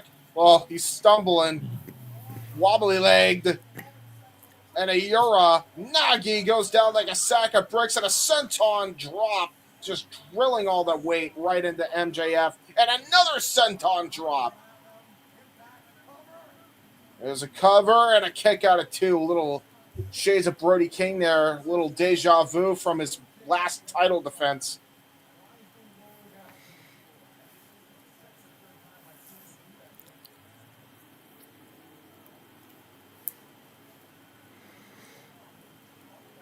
Now we're cooking with gas. I'm liking this so far. Definitely. And now, again, is he going to go for the freaking baseball slide again? Oh, no, suicide dive. Suicida. Finally gets it off. He was trying to look for that earlier. Finally got it. He drilled MJF into the hardwood floor, by the way, and I think he may have screwed himself up on that floor. Samoan Airlines Flight 555 now boarding. True. Yeah, you're right. He's still trying to get some feeling back into that wrist, though. You could tell.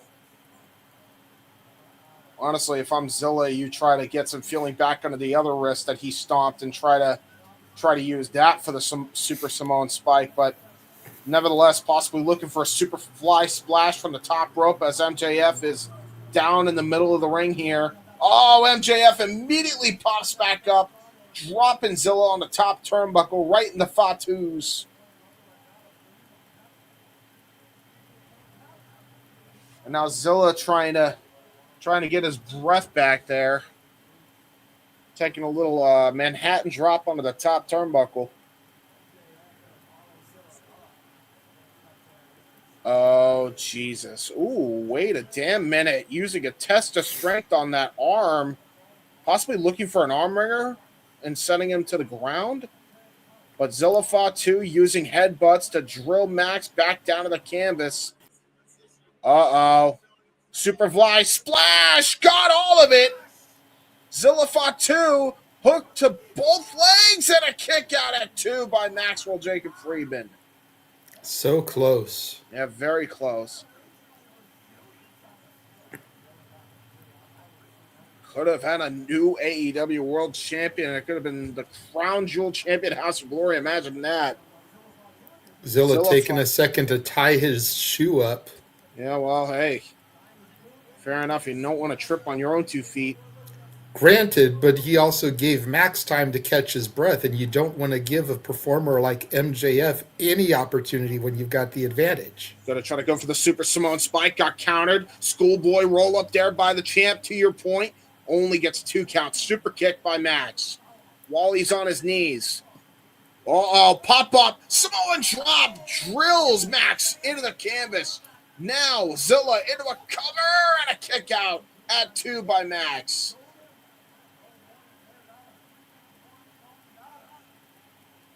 He is still trying to grasp at his wrist here.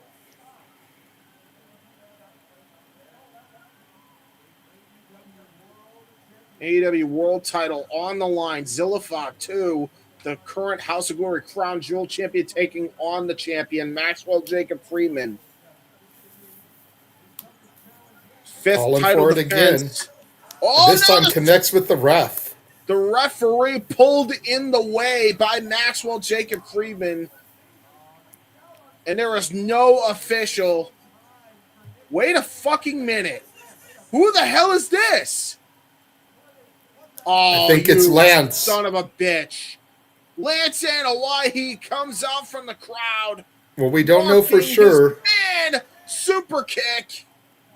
Yep, it's him. Yeah, of course it is. Getting his get back from the LA show. Yeah, it's the old super kick by. Oh, stunner! A stunner by Zilla Fatu! And Lance Hawaii sold the shit out of it. He got caught. Well, remember, this was supposed to be his match until MJF got put in here.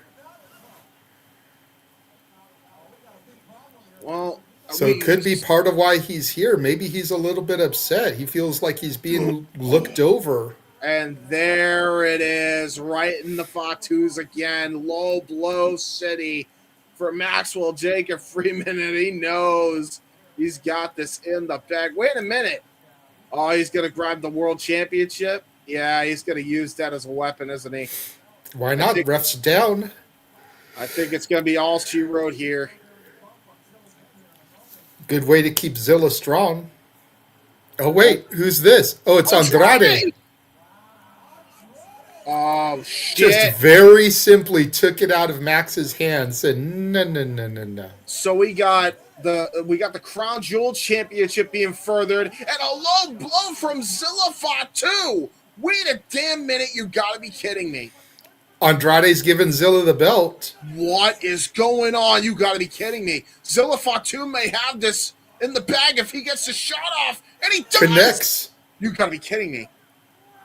Andrade just held Zilla Fatu, the current Crown Jewel champion, maybe a world champion for AEW. The referee finally back to his feet. 2, MJF kicked out. Oh my God, you got to be shitting me.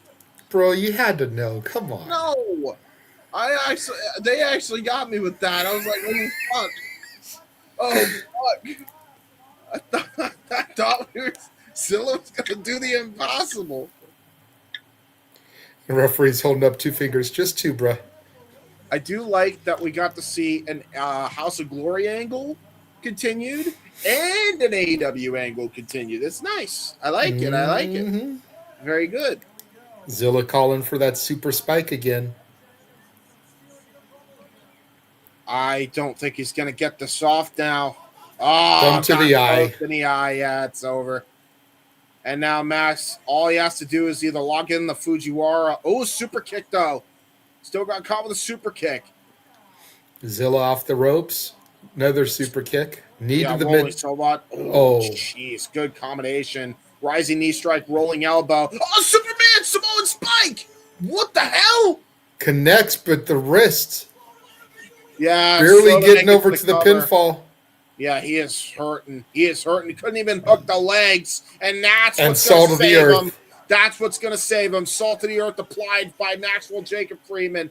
Bending on the digits that he worked over. And Zilla Fatu has no choice but to tap out. Maxwell Jacob Freeman, by the skin of his teeth, retains the AEW World Championship.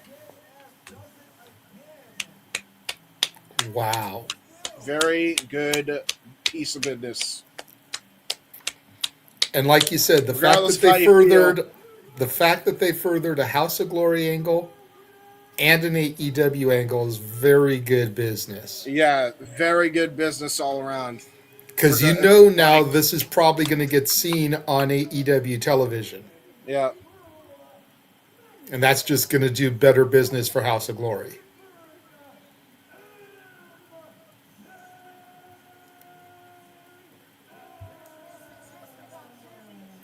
Uh-oh, MJF calling for somebody. Oh, shit. He's calling for a microphone. You're kidding Again, me. the last time he did this, Busta and the Brain ended up becoming All Elite. Yeah, you're right. Yeah, and I think we're about to see it here. Hold on. You're shitting me. Hold on. Let's hear what the scumbag has to say.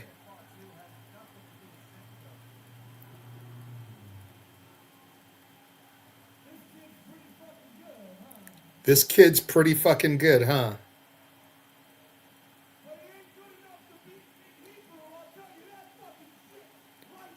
But he ain't good enough to beat me for this fucking shit. I'll tell you that right now. Big fucking Hebrew for this shit, he said. That's great.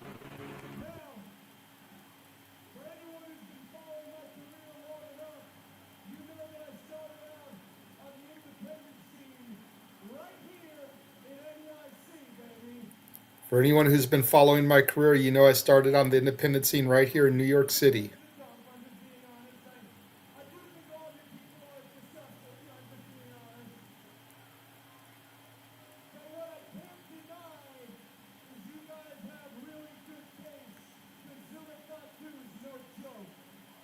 I can't deny you guys have really good taste, and Zilla Fatu is no joke.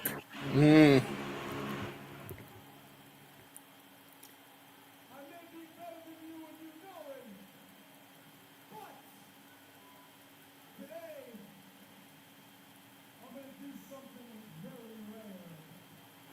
I may be better than you and you know it, but today I'm going to do something very rare. He's offering him a handshake.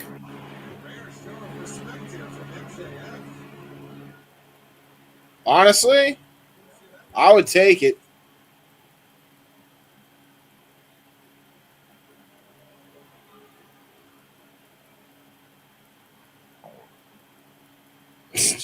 Six, seven. Sorry. There he goes. Nice, good handshake with his good hand. And Thumb leaves up. the ring to the crown jewel champion of House of Glory. AEW World Champion making his way to the back after giving a very rare show of respect to that champion of House of Glory. Zilla Fatu may not be all elite bound yet, but definitely a little thumb up and a little bit of a rub there from Maxwell Jacob Friedman. Yeah.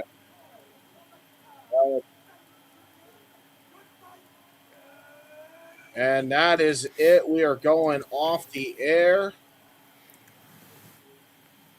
The STF Media graphic shows, and that is it. All right. Wow. Almost 460 of you at this point. That's so nuts, guys. That's so nuts that you tuned into this. That's So fucking hard. Thank y'all. very quickly, James, I'm going to run through these all one more time for the 460 of y'all watching. Yes, sir. You see it up above here. Subscribe to the Wrestle Collective on YouTube. Follow Dub-C Worldwide on the X. Subscribe to Rage of Wrestling on YouTube. He hit his 200 subscriber goal, going to Las Vegas for Mania. If he gets to 300 subs, him and his wife will do the Hot Ones Challenge. Subscribe to and follow Noah Foster at nfoster1916 on YouTube and the X. The voice of the Simply Reliable Studios, the simple man, Noah Foster. Can follow and subscribe to James at jhebertside95 on the YouTube and the X. Where you will find all of this watch-along content, shenanigans, Wrestling with Tism every Monday, 5:30 Eastern, 2:30 Pacific. Then you can also follow his Wrestling with Tism cohort, the Wrestlefish, on X. You can find Wrestling with Tism as well as LTF Light the Fuse, the weekly Dynamite preview show on the Wrestlefish X account. Follow and subscribe to me, Casa D18 Studios with an S on YouTube, Casa D18 Studio, no S on the X. Subscribe to Jeff Meacham, the Jeff Meacham Network at Jeff Meacham on YouTube. Subscribe to Batty for Wrestling. She's yours, she's mine, she's our Canadian friend, Ash. NJPW New Beginning, coming up next week. I believe they will be doing Simply Predicting exclusively on her channel. Go check it Subscribe out. for New Japan content. Yes. Subscribe to our very own Pink Ranger at Rangers of Wrestling. Part Power Rangers content, part wrestling content. Little bit of a hiatus here recently as she's been dealing with life stuff, but more content will be coming soon. And then, of course, follow us on X at SR Studios 2024, the Simply Reliable Studios. Go back in the archives. Check out our interview with Rachel Lay from February 7th. Make sure you tune in this Saturday for our interview with the Poder Mania champion, Brittany Blake. And make sure you tune in the coming weeks for all of the women of Poder Mania coming soon to the Saturday shenanigans. Yes, sir. And for all your Wrestle Collective merchandise needs, shopdubc.com. ShopWC.com. Go do James, it, guys. I just ran through all the plugs. Why don't you take us out of here, good sir? Ladies and gentlemen, for the Renegade of Wrestling, JJ Williams, I am the He-Man, James Hebert. Thank you so much for tuning in to House of Glory. No turning back. And we will see y'all next time. Take care, everybody. Bye-bye. Bye.